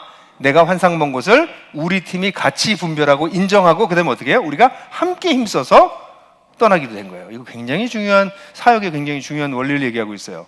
어떤 목사님들이나 어떤 교회 리더들은 내가 환상 봤으니까 나 따라오라고 그러거든요. 그 환상이 맞는지 안 맞는지 어떻게 알아요? 하나님의 뜻은 내가 먼저 볼 수는 있어요. 근데 이거를 확정하는 것은 공동체가 하는 거예요. 그렇게 할수록 안전합니다. 근데 어떤 한두 사람이 다 결정해서 끌고 나가는 건 굉장히 위험해요. 함께 분별하는 과정이 반드시 필요하고 결정된 것은 함께 움직이는 거예요. 그게 여기 나타나는 바울이 이 짧은 구절이면 대단한 거죠. 그래서 바울이 하나님께서 직접 비전을 보여주시고 인도하셨어요. 그뿐만 아니라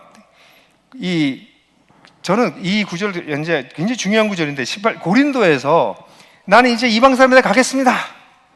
그렇게 신발을 막 먼지를 털고 이랬을 때 그날 밤에 18장 9절, 10절, 11절 다 같이 읽어볼까요? 시작. 밤에 주께서 환상 가운데 바울에게 말씀하시되 두려워 말며 침묵하지 말고 말하라. 내가 너와 함께 있음에 어떤 사람도 너를 대적하여 해족할 죄가 없을 것이니 이는 성중에 내 백성이 많음이라 하시더라. 그래서 1년 6개월 머물면서 그들 가운데 하나님의 말씀을 가르치는. 여기 뭐라 그래요? 내가 너와 함께 있음에. 요가 첫 번째 나오는 표현이긴 한데 바울의 낙담을 이길 수 있었던 것은 그의 기도 가운데 들은 주님의 말씀이었어요. 내가 너와 함께한다. 내가 너와 함께한다. 우리가 낙담하는 일이 굉장히 많아요. 사역이 그냥 잘 안 돼. 내가 뜻했던 대로 안 돼. 여기저기 막혀. 열매도 작아.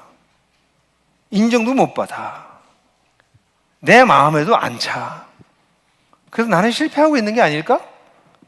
이런 생각이 들 때 하나님 앞에 깊이 기도할 때 하나님께서 비전을 보여주시기도 하고, 그리고 더 중요한 건 하나님께서 내가 너와 함께 해. 두려워하지 마. 계속 그렇게 가려무나 라고 말씀해 주시는 걸 듣는 거예요. 이게 영성이에요. 이렇게 하신다라는 걸 이론적으로 아는 것과 기도하는 가운데 주님께서 나를 그렇게 위로하시는 것을 경험하는 건 다른 얘기예요. 아, 하나님은 위로하시는 분이야. 하나님은 이럴 때 함께 하시는 분이야 라고 이론으로는 다 알아요. 임마누엘, God with us. 하나님은 우리와 함께 하시는 임마누엘 하나님이다. 이론적으로 다 알아요. 근데 이렇게 절망스럽고 낙담했을 때 기도하는 가운데 하나님이 내가 너와 함께 한단다 라는 것을 깨닫게 해주실 때, 그때 우리는 이 낙담에서부터 벗어나죠.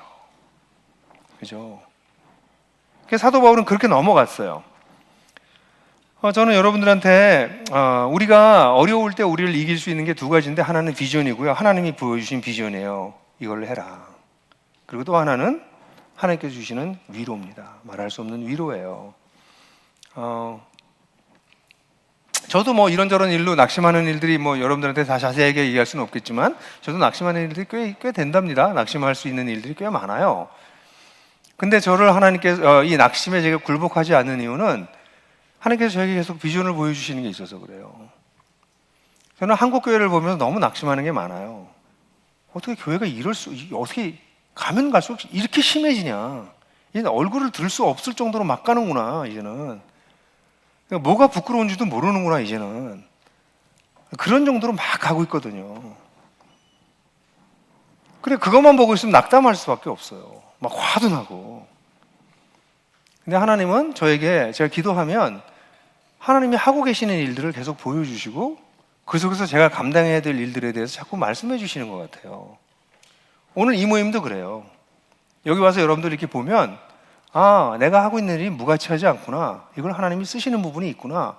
라는 엄청난 위로를 받거든요. 하나님이 우리에게 비전을 보여주세요. 주님을 따르게 되면, 그래, 그게 네 몫이야. 그리로 가려무나. 내가 너와 함께 한단다. 널 떠나지 않아. 라고 주님께서 말씀해 주시기 때문에 우리가 계속 갈 수 있는 거예요. 그게 없으면 우리 힘으로 이 길을 가지 못합니다. 바울은 그런 낙담을 그렇게 이겨냈어요. 근데 이제 여기서 한 걸음 더 나가서 근데 이러다가 바울이 좀 역량도 쌓여서 그런지 이제 사역의 열매가 생기기 시작하고 사역이 안정적이 되기 시작하는 게 이게 3차 여행에서 나타납니다. 그래서 사도 바울이 안디옥과 갈라디아, 부르기아를 거쳐서 높은 곳을 거쳐서 에베소서를 다시 가요. 그래서 에베소서에서 석 달을 회당해서 하나님 나라의 일을 강론하고 난 다음에 거기서 또 유대인들의 반대가 있으니까 이번에 아예 그냥 바울이 계속해서 유대인을 못 버려요. 내가 이제 이방인한테 간다.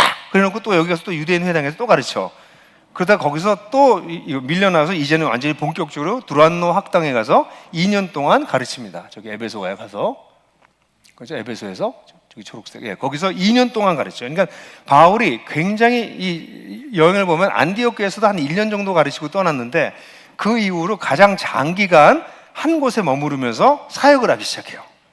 그래서 아까 여러분들 우리가 에베소에서 우리 에베소 사람들 장로들을 불러서 얘기할 때 내가 다 책임이 없다 이렇게 얘기한 거는 2년 동안 진짜 샅샅이 에베소에 있는 사람들에게 복음을 전하고 그랬던 것 같아요. 그래서 이 19장 10절을 보게 되면 2해 동안 이같이 하니 아시아에 사는 유대인이나 헬라인이나 다 주의 말씀을 들었다. 다 이 얘기를 알아들을 정도로 바울이 열심히 2년 동안 사역을 했던 거예요. 그런데 19장에서 그런 사역이 크게 일어났는데 에베소에서 소동이 일어나요. 이건 도시 전체가 산업과 함께 은장의 데메드리오가 아데미 신전을 주변으로 하고 있는 비즈니스가 안 되니까 그쪽에 관련된 사람들 다 모아가지고 대규모 폭동이 일어납니다. 그래서 결국 바울은 어떻게 되죠? 여러분들이 아시는 것처럼 거기서 떠나게 되죠. 그래서 마게도니아로 갔다가 그리스 갔다가 다시 마게도니아를 거쳐서 드로아를 통해서 돌아가게 돼요. 그래서 드로아에서 아까 미둘레네까지 갔다가 밀레도에 와서 에베소에 있는 장로들을 불러서 마지막 설교를 했던 게 우리가 오늘 아까 봤던 그 장면이에요. 그리고 바울은 이제 다시 해서 예루살렘까지 가게 되죠. 근데 이런 대단한 성공을 했음에도 불구하고 사도 바울은 포기할 만한 이유가 있고 실패할 듯한 상황이 있어요. 바울이 하나님이 이 예루살렘으로 가라고 하신 것 같아요. 이게 왜 성경엔 자세히 나오지는 않습니다. 근데 내가 예루살렘 가야 된다라고 얘기를 하는데 아까 우리가 봤던 것처럼 결박과 환란이 기다리고 있지만 내가 달려갈 길, 예수께서 주신 나의 사명, 그것을 증언하는 일에 내 생명도 조금도 귀하게 여기지 않는다 그러면서 어디로 가냐면 예루살렘으로 갑니다, 바울이. 근데 그 내용은 자세하게 설명되어 있지는 않아요.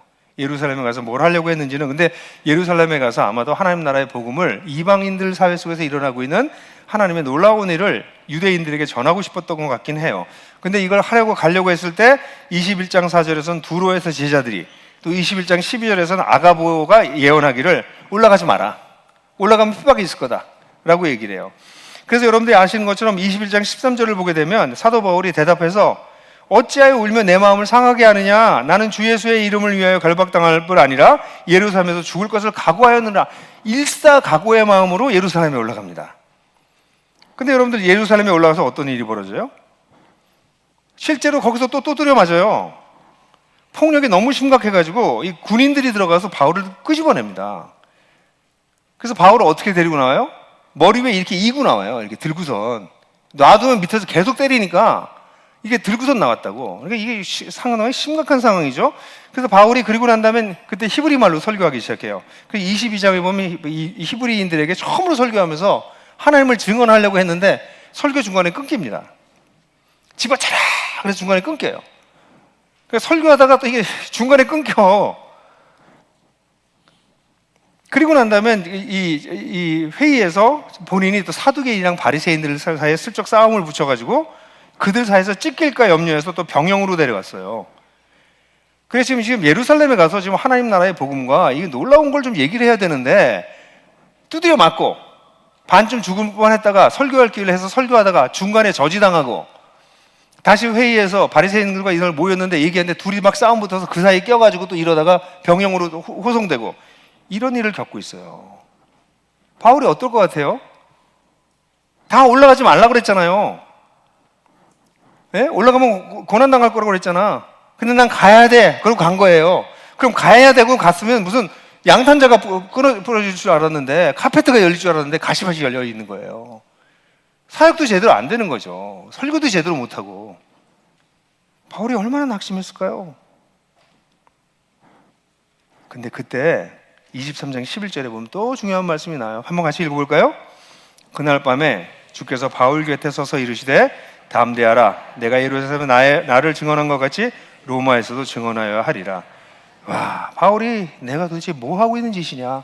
와서 내가 설교도 제대로 못하고 두드려 맞기만 하고 사람들 싸움이나 붙이고 결국은 이렇게 감옥에나 갇혀 있는데 그때 바울이 기도하는 가운데 주님께서 오셔서 뭐라고 그러셨냐면 그 곁에 서셔서 전 이 표현이 너무 은혜가 돼요.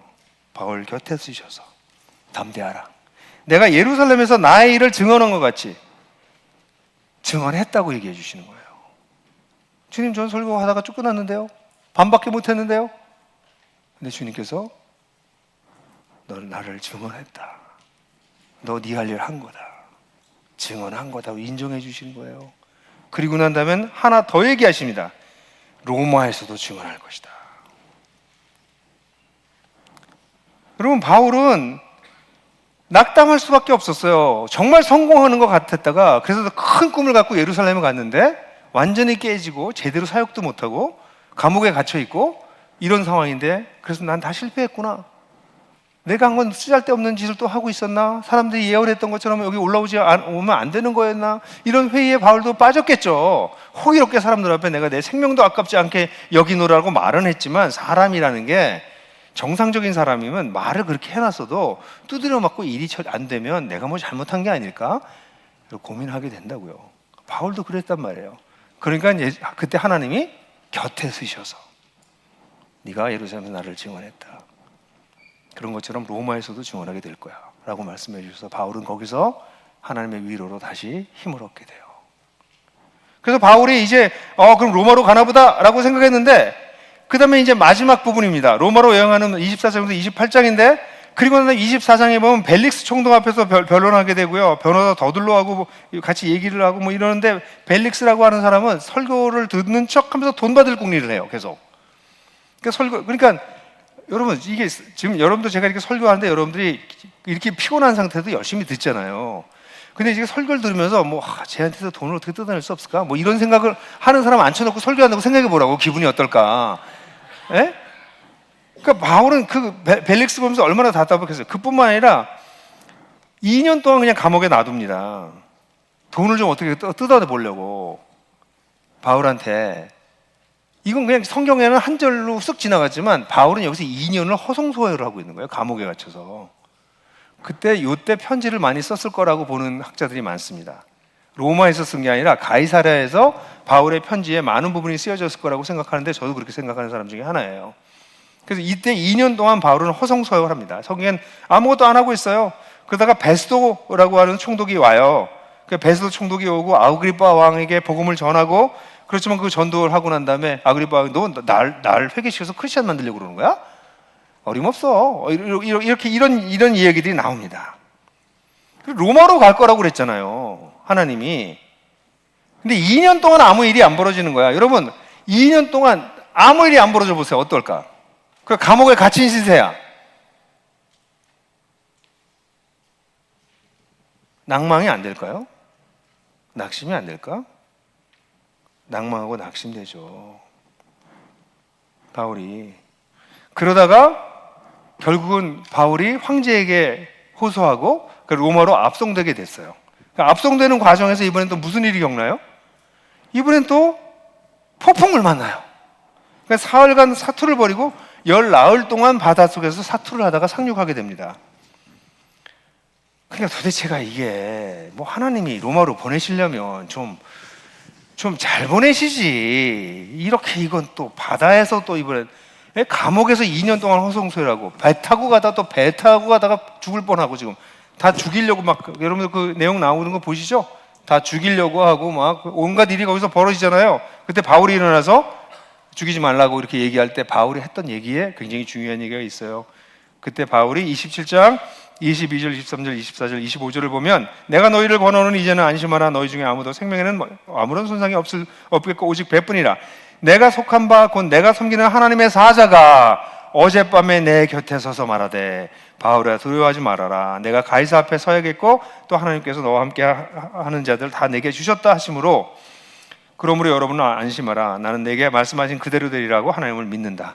폭풍이 일어나고 있는 상황에서 죽이지 말라고 하면서 얘기하는데 아주 중요한 게 뭐냐면 어젯밤에 내가 섬기는 하나님의 사자가 내 곁에 서서 말하되. 여기 표현이 비슷한 표현 또 나오죠. 내 곁에 서서 말하되. 아까도 내 곁에 서서 말하되 나왔죠. 그죠?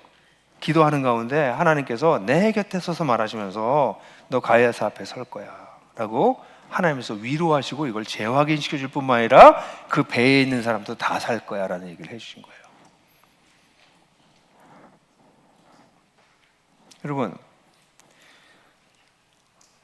바울이랑 저희랑 다른 건요, 어려운 일을 겪고 사역의 열매가 많이 없고 계속해서 기다려야 되고 허송세월하는 것 같고 지치고 실패한 것 같고 그거는 비슷해 우리랑. 근데 바울은 그런데 그리고 풍랑이 일어나가지고 뒤집어질 것 같고 죽을 것 같아. 이런 위기도 경험해요. 그러니까 이 두 가지 위기는 참 재미있죠. 하나는 2년 동안 허송세월하는 또 하나는 14일 동안 바다에서 굴르는, 죽을지도 모르는 극심한, 이 두 가지는 굉장히 다른 고통인데 이런 고통을 바울은 겪었단 말이에요. 근데 그런 고통을 겪을 때 바울은 그 풍랑치는 바다 속에서도 기도하고 있어요. 그게 바울의 영성이에요. 기도하지 않는데 어떻게 어젯밤에 내 곁에 서서, 어젯밤 뭐하고 있어? 바울이 기도하고 있었죠. 빌립보 감옥에서도 매 맞고 들어가서 하나님을 찬송했을 때 옥문이 열리는 경험을 했지만 바울에게 있어서는 이 성경에 다 기록되어 있지 않아요. 그렇지만 우리는 분명히 알죠. 바울이 그냥 꿈꾸다가, 아니 지금 배가 지금 풍랑이 일어나가지고 난리가 치고 있는데 거기 누워서 잠자다가 꿈 꿨겠어요? 잠도 못 잘 수밖에 없는 끔찍한 상황인데 그 상황에서 흔들리는 뱃속에서 바울은 기도했고, 그때 주님은 그의 사자를 보내주셔서 곁에 서셔서 두려워하지 마라 하고 말씀해 주셨다는 거예요. 여러분, 제가 기도가 중요하다는 얘기 하잖아요. 기도가 없이 이 일을 할 수가 없습니다. 기도가 없이 이 길을 갈 수가 없어요. 우리는 기도를 통해서 하나님께서 위로하시는 것을 경험합니다. 내 곁에 서셔서 나를 위로하시는 하나님을 경험할 때 그때 우리가 힘이 나요. 제가 여러분들 저도 비슷한 경험이 한두 번 있는데요.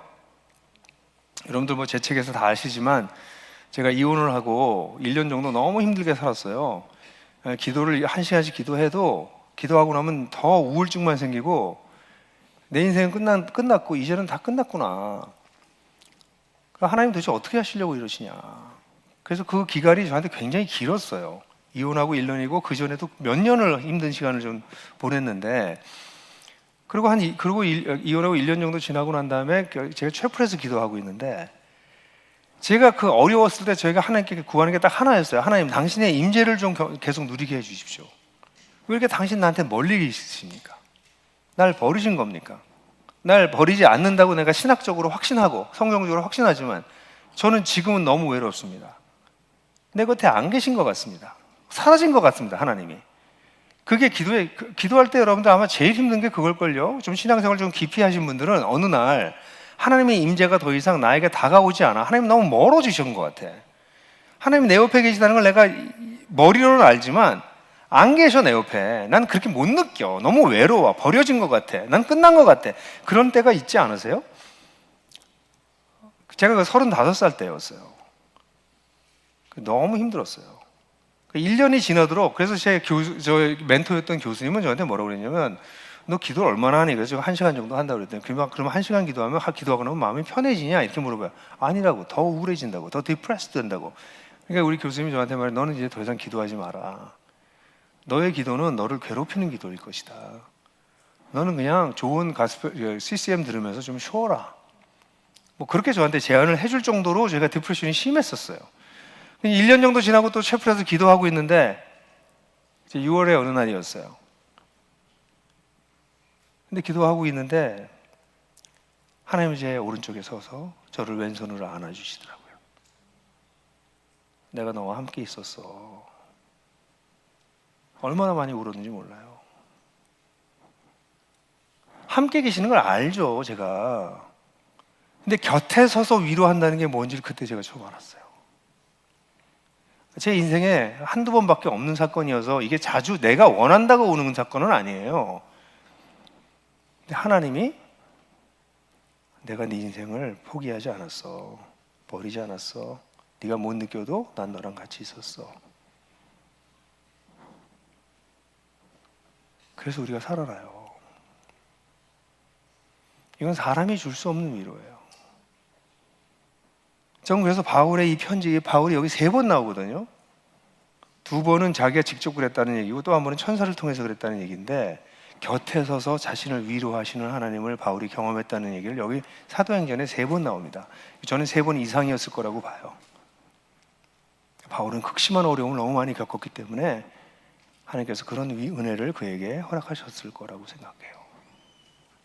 그래서 이제 바울은 거기서 힘을 얻고 살아나서 제국의 심장에 들어가서 하나님 나라의 복음을 전합니다. 거기서도 역시 사람들은 받아들이는 사람도 있고, 더러는 믿고 더러는 받아들이지 않았다는 얘기가 반복돼서 나와요, 여러분. 성경은요, 이런 아주 실제적인 책입니다. 우리가 복음을 전하면 모든 사람이 받아들이지 않습니다. 더러는 믿고 더러는 받아들이지 않아요. 그런 일이 계속 일어나요. 근데 바울은 계속 전진하고 있습니다. 그래서 사도 바울이 28장 23절에 보면 그들이 날짜를 정하고 그가 유숙하는 집에 많이 오니 바울이 아침부터 저녁까지 강론하여 하나님 나라를 증언하고 모세와 율법의 선지자의 말을 가지고 예수에 대해서 권하더라. 23절에. 그 31절 마지막에는 하나님 나라를 전파하며 주 예수 그리스도에 관한 모든 것을 담대하고 거침없이 가르치더라. 바울은 로마의 제국의 심장에서 하나님 나라와 예수에 대해서 선포하고 있습니다. 그게 사도행전의 끝입니다. 그럼 그 이후는 어떻게 됐을까요? 여러 가지 얘기들이 있습니다만 사도행전 이후에 바울이 저는 디모데 후서도 썼다고 믿는데 많은 학자들은 쓰지 않았다고 믿는 사람들도 있어요. 그래서 저는 바울이 썼다고 저는 믿어요. 4장 16절, 17절을 보면 바울은 끝까지 힘들었구나라는 걸 알게 돼요. 이거 바울의 마지막 편지거든요. 디모데 후서가. 그 편지에 뭐라고 그러냐면 내가 처음 변명할 때 나와 함께 한 자가 하나도 없고 다 나를 버렸으니. 바울이 인생의 말년에 자기랑 동역하고 있었던 초기에 있었던 사람들이 하나도 없이 다 자기를 떠났대요. 이 앞에 나오는 건 대만은 세상을 사랑해서 갔고, 그럼 사람들 이름이 몇 개 나와요. 그리고 난 여기서 말하기를 다 나를 버렸으니 그렇지만 그들에게 허물을 돌리지 않았으면 좋겠다. 바울의 성숙한 모습이죠. 옛날에는 바나바하고 싸워가지고 난리치던 친구인데 허물을 안 돌렸으면 좋겠다. 그리고 이제 마가를 데려오라고 그 전에 얘기합니다. 이 바로 앞에서. 마가 때문에 바나바랑 싸웠잖아요. 그러니까 바울의 완전히 완숙한 모습이 보여요. 마가를 나한테 요긴한 사람이다. 마가를 데려와라. 그런 얘기를 하면서 16절에 그 얘기하고 17절에 또 나와요. 주께서 내 곁에 서서 내게 힘을 주심으로. 주께서 내 곁에 서서 나에게 힘을 주심으로. 주께서 내 곁에 서서 나에게 힘을 주심으로. 그래서 나로 말미암아 선포된 말씀이 온전히 전파되어 모든 이방인이 듣게 하심이니 내가 사자의 입에서 건짐을 받았느니라. 사도 바울은 마지막까지 외로웠어요. 그렇게 성공한 사역자로 보이지 않았습니다. 많은 사람들은 그를 버리고 떠났습니다.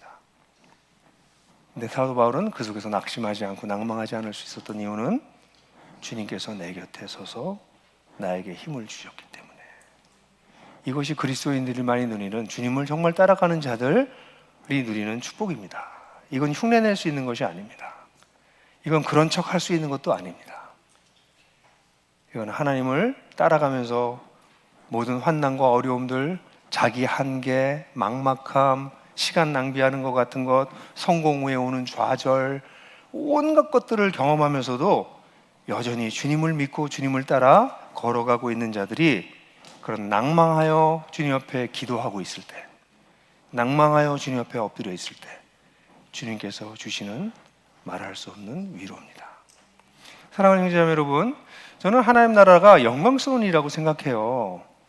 대단한 것입니다. 그러나 그 나라를 위해서 살려고 할 때 우리는 대가를 지불합니다. 그러나 우리가 왕과 함께 영광을 누리려면 고난도 함께 받아야 될 것이라고 말한 우리 믿음의 선조들의 말을 우리는 동의합니다. 우리는 영광에 이를 것입니다. 놀라운 영광을 맛보게 될 것입니다. 그러나 이 땅에서는 우리 주님을 따라서 약간의 고난을 당하는 것을 두려워하지 말아야 됩니다. 그리고 오히려 그런 어려움과 괴로움은 다른 사람이 경험할 수 없는 하나님이 곁에 서셔서 위로하시는 그런 특별한 사랑을 누리게 되기도 합니다. 여기 계신 모든 분들이 그렇게 또 6개월 또 우리가 버텨고 살아가다가 6개월 후에 다시 만나서 또 등짝에 난 칼자국도 좀 보고 서로 매맞은 것도 좀 보면서 서로 위로해주고 이렇게 계속 가자, 함께 가자, 그렇게 얘기할 수 있는 우리 모두가 되기를 주님의 이름으로 축원합니다. 네. 이 시간에 우리가 좀 같이 한번 기도했으면 좋겠어요. 그죠?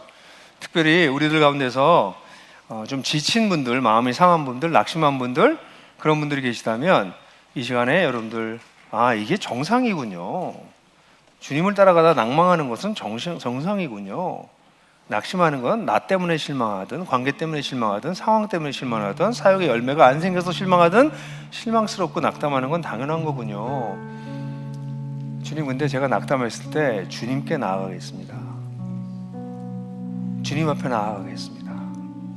그렇게 기도했으면 좋겠어요. 그래서 이 시간에 특별히 낙심하신 분들 주님 앞에 나아가시기 바랍니다.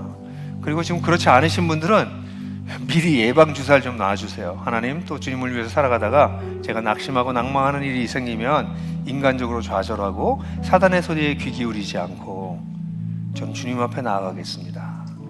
그렇게 이 시간 자신을 위해서 기도하시든지 아니면 자신의 그 낭망한 걸 위해서 기도하시든지 미래를 위해서 기도하시든지 다 같이 통성으로 자기 자신을 위해서 기도했으면 좋겠습니다. 기도하시겠습니다. 아버지 하나님, 주께서 역사하셔서 이런 낭만과 어려움을 우리가 겪을 때마다 정말 이 사랑하는 형제자들이 정말 주를 위해서 일어나는 역사가 일어나게 도와주시옵소서. 아버지 하나님, 저 역시 그렇습니다. 제 속에 있는 여러 가지 낙심한 일들이 너무 많습니다. 그러나 주님, 낭망하지 아니하고 주님의 얼굴을 구할 때 주님 내 곁에 서셔서 주님 나를 위로하여 주시는 것을 경험할 수 있게 되길 간절히 원합니다. 나를 버리지 아니하신 것을 너무나도 감사하며 나를 버리지 않으신 정도가 아니라 나를 통해서 일하시겠다고 하시는 주님의 음성을 다시 들려주시길 간절히 원합니다. 주님, 여기 함께 머릿속에 우리 사랑하는 형제자매들 주께서 붙잡아 주시길 간절히 원합니다. 하나님, 우리가 서로 이 낙심을 이기는 것 중에 하나의 공동체인데 하나님, 우리가 그렇게 서로를 지켜주는 공동체가 될 수 있도록 도와주시기를 간절히 원합니다. 사랑하는 형제와 자매들 가운데 주께서 같이 하시옵소서. 그래서 하나님, 이 길을 끝까지 갈 수 있도록, 그래서 군의 하나님의 놀라운 역사를 이루어드리고 많은 자들이 될 수 있도록 주께서 역사하시고 함께하여 주시기를 간절히 원합니다. 오 주님, 여기 머릿속에 우리 사랑하는 형제자매들 주께서 은혜를 더하여 주시옵소서. 주님, 하나님, 것처럼 우리가 그런 식으로 함께 동행하는 자들 될 수 있도록 역사하여 주시길 간절히 원합니다. 주님, 오 주님, 우리와 함께 하시는 주님을 찬양하고 높여드립니다. 주님, 오 주님, 이 시간에 눈을 감으신 채로요 조용히 우리 옆에 사람들하고 좀 손을 잡으실래요? 뭐 다 잘 아시는 분들이니까 이미 잡고 계신 분들도 계시네요. 옆에 사람들하고 손을 좀 잡읍시다. 여러분, 바나바가 되어주세요. 서로에게 바나바가 되어주세요. 바울이 낭망하고 힘이 없었을 때 그를 세워주었던 사람들이 있었습니다. 하나님은 우리의 기도 가운데서도 일하시지만 사람을 통해서 일하세요. 하나님, 내가 그런 사람 될 수 있게 해주십시오. 사람, 낙심하고 지친 사람을 살려내는 사람, 한쪽 구석에 찌그러져 있는 사람을 불러 일으켜 세울 수 있는 사람 될 수 있게 해주십시오. 그래서 옆에 있는 형제들을 돕는 사람이 될 수 있게 해주시고 또 더불어 때때로 도움을 받을 수 있게 도와주십시오. 형제 자매들이 나를 도우려고 할 때 겸손하게 마음을 열고 도움을 받기도 하는 자들 되게 하셔서 우리가 함께 걸어간다는 것을 발견하게 해주십시오. 그렇게 다 같이 자신과 옆에 사람들을 위해서 기도하겠습니다. 기도하시겠습니다. 아버지 하나님, 그렇습니다. 정말 이 시간 간절히 기도드리오니 하나님, 도움을 받는 사람이 되게 하시고 도움을 주는 사람이 될 수 있게 도와주실 간절히 원합니다. 아버지 하나님, 이런 놀라운 삶을 이들이 우리가 같이 살아낼 수 있도록 도와주실 간절히 원합니다. 오늘 사랑하는 형제자매들을 주께서 붙잡아 주시옵소서. 그래서 하나님, 우리가 홀로 가지 않고 있다는 것을 알게 하시고 더불어 함께 가고 있다는 사실을 깨달을 수 있도록 언제든지 도와주시옵소서. 도움을 주는 사람이 될 수 있게 하시옵소서. 섬기는 자들이 되게 하시옵소서. 낙심한 형제들을 일으켜 세우는 자들이 될 수 있게 하여 주시옵소서. 그리고 낙심한 자들은 겸손하게 다른 사람의 도움을 받는 자들이 될 수 있게 하셔서 하나님, 우리가 그렇게 서로 이 길이 맞다는 것을 확인하고 갈 수 있는 그런 서로의 관계가 형성되어 갈 수 있도록 주께서 역사하여 주시길 간절히 원합니다.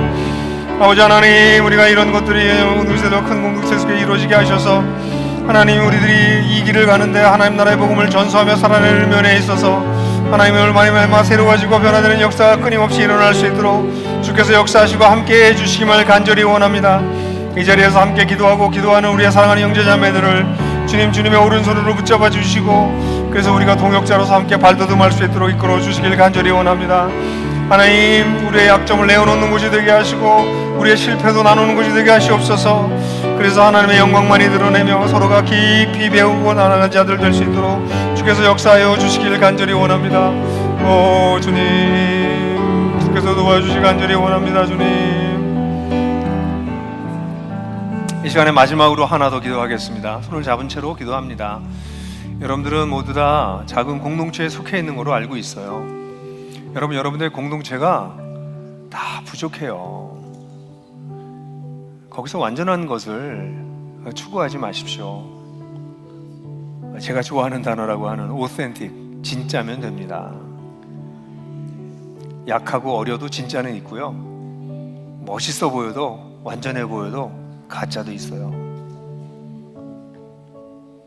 우리 공동체는요, 어떤 공동체든 미성숙해요. 다 부족한 사람들이 모여있기 때문이죠. 근데 그 공동체에서 사랑하는 법을 배우십시오. 서로 세우는 법을 배우십시오. 자기의 약함을 드러낼 수 있는 공동체가 되게 하십시오. 자신의 강함만을 자랑하고 성공을 자랑하는 공동체가 아니라 자신의 약함, 자신의 실패를 나눠도 되는 공동체가 될 수 있도록 애쓰세요. 거기서 진짜 성숙이 있습니다. 그래서 이 시간에 자신의 공동체를 위해서 기도해 주시고요. 더불어서 이 우리 전체 공동체를 위해서도 기도합시다. 예루살렘 공회가 바울이 걸어가는 길이 틀리지 않았다고 인정해 준 것처럼 우리가 정기적으로 이렇게 만나서 예배하면서 우리가 가는 길이 맞다. 이렇게 계속 가자. 이렇게 해서 군을 살리고 한국교회를 살리자. 그래서 다 같이 확인하는 그런 모임이 될 수 있도록 이 모임을 위해서도 같이 기도하겠어요. 그래서 여러분들이 속한 공동체와 이 모임을 위해서 다 같이 마지막으로 통성으로 기도합니다. 기도하시겠습니다. 아버지 하나님, 그렇습니다. 정말 이 공동체가 우리에게 약한 부분이고 부족한 부분이 많지만 그 속에서 서로 사랑하고 서로를 세우며 하나님 자기의 약점들을 드러내고 실패를 드러내면서도 서로를 위로하고 격려하는 모임이 될 수 있도록 도와주시길 원합니다. 리더들에게 그러한 영성을 허락하여 주시고 자신의 부족함을 드러내는 그런 모습을 보게 하여 주시고 사람들의 껍데기를 만지는 것이 아니라 진심 속된 것을 만질 수 있도록 속에 깊은 것들을 만지는 데가 될 수 있도록 도와주시기를 간절히 원합니다. 주님, 이 시간에 간절히 기도하는 것은 주님, 그런 공동체가 같이 연대할 수 있도록 도와주셔서 하나님 여러 가지 어려움들을 겪고 슬픔을 겪지만 그런 어려움과 슬픔 가운데 하나님 좌절하지 아니하도록 낙심하지 않도록 주께서 계속해서 격려하시고 세워주시기만을 간절히 원합니다.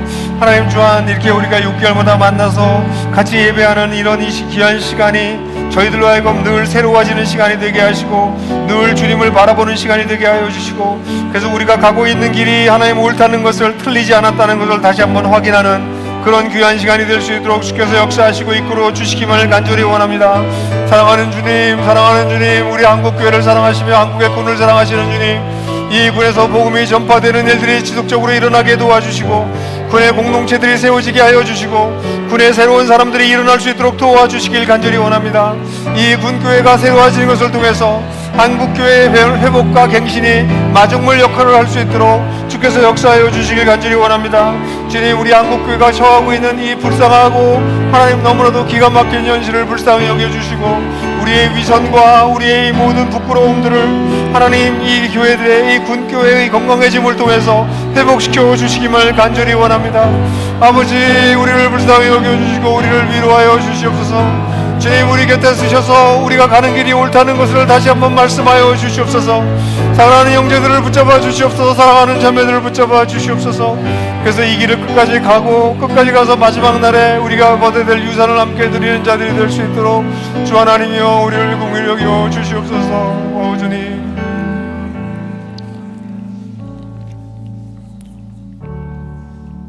아버지 하나님, 너무 감사합니다.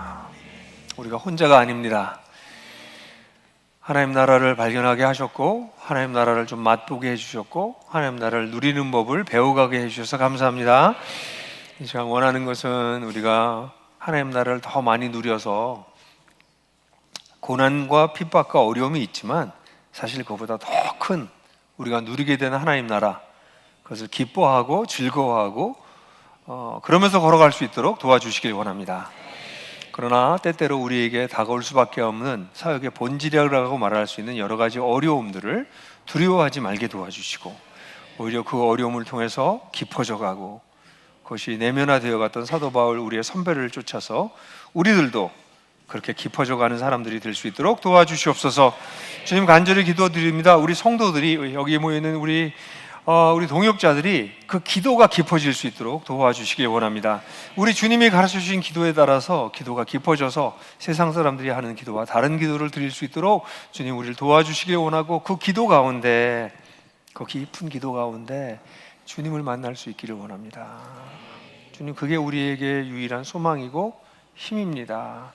그렇게 주님을 간절히 앙망하고 기다리는 자들 될 수 있도록 도와주시길 원하고, 그 기도 가운데 하나님께서 보여주시는 비전도 보고 마음도 새로워지게 하시고, 그리고 흐트러졌던 마음도 늘 새롭게 동요 매는 시간이 될 수 있도록 주님 도와주시옵소서. 주님, 각 공동체를 주님의 이름으로 축복합니다. 다 부족한 사람들이 모였지만, 그러나 그 부족한 사람들이 그 부족함을 인정하고 서로 사랑하고 진실한 관계를 맺으려고 할 때 주님께서 그 사람들을 보고 미소를 지으실 줄로 믿습니다. 주님께 미소를 드릴 수 있는 공동체 되도록 도와주시옵소서. 완전하고 잘하고 승리하고 열매를 많이 맺어서가 아니라 우리가 부족하지만 서로 사랑하기 때문에 주님이 기뻐하시는 공동체 될 수 있도록 도와주시옵소서. 그리고 1년에 2번 있는 이 군 동역자 수양회를 축복해 주셔서 이것이 형식적인 모임이 아니라 우리가 함께 모여서 우리가 하나님 나라를 위해서 살아가는 것이 옳다는 것을, 그래서 그 방향이 점점 더 선명해지는 그런 시간이 될 수 있도록 이 시간을 사용하여 주시옵소서. 주님, 이 놀라운 사역에 한쪽 구석에서 섬길 수 있어서 너무 감사합니다. 영광입니다. 주님, 이 군 사역을 통해서 군을 축복해 주시고 군 교회를 통해서 한국 교회를 복 주시옵소서. 감사드리고 예수 그리스도의 이름으로 기도했습니다. 아멘.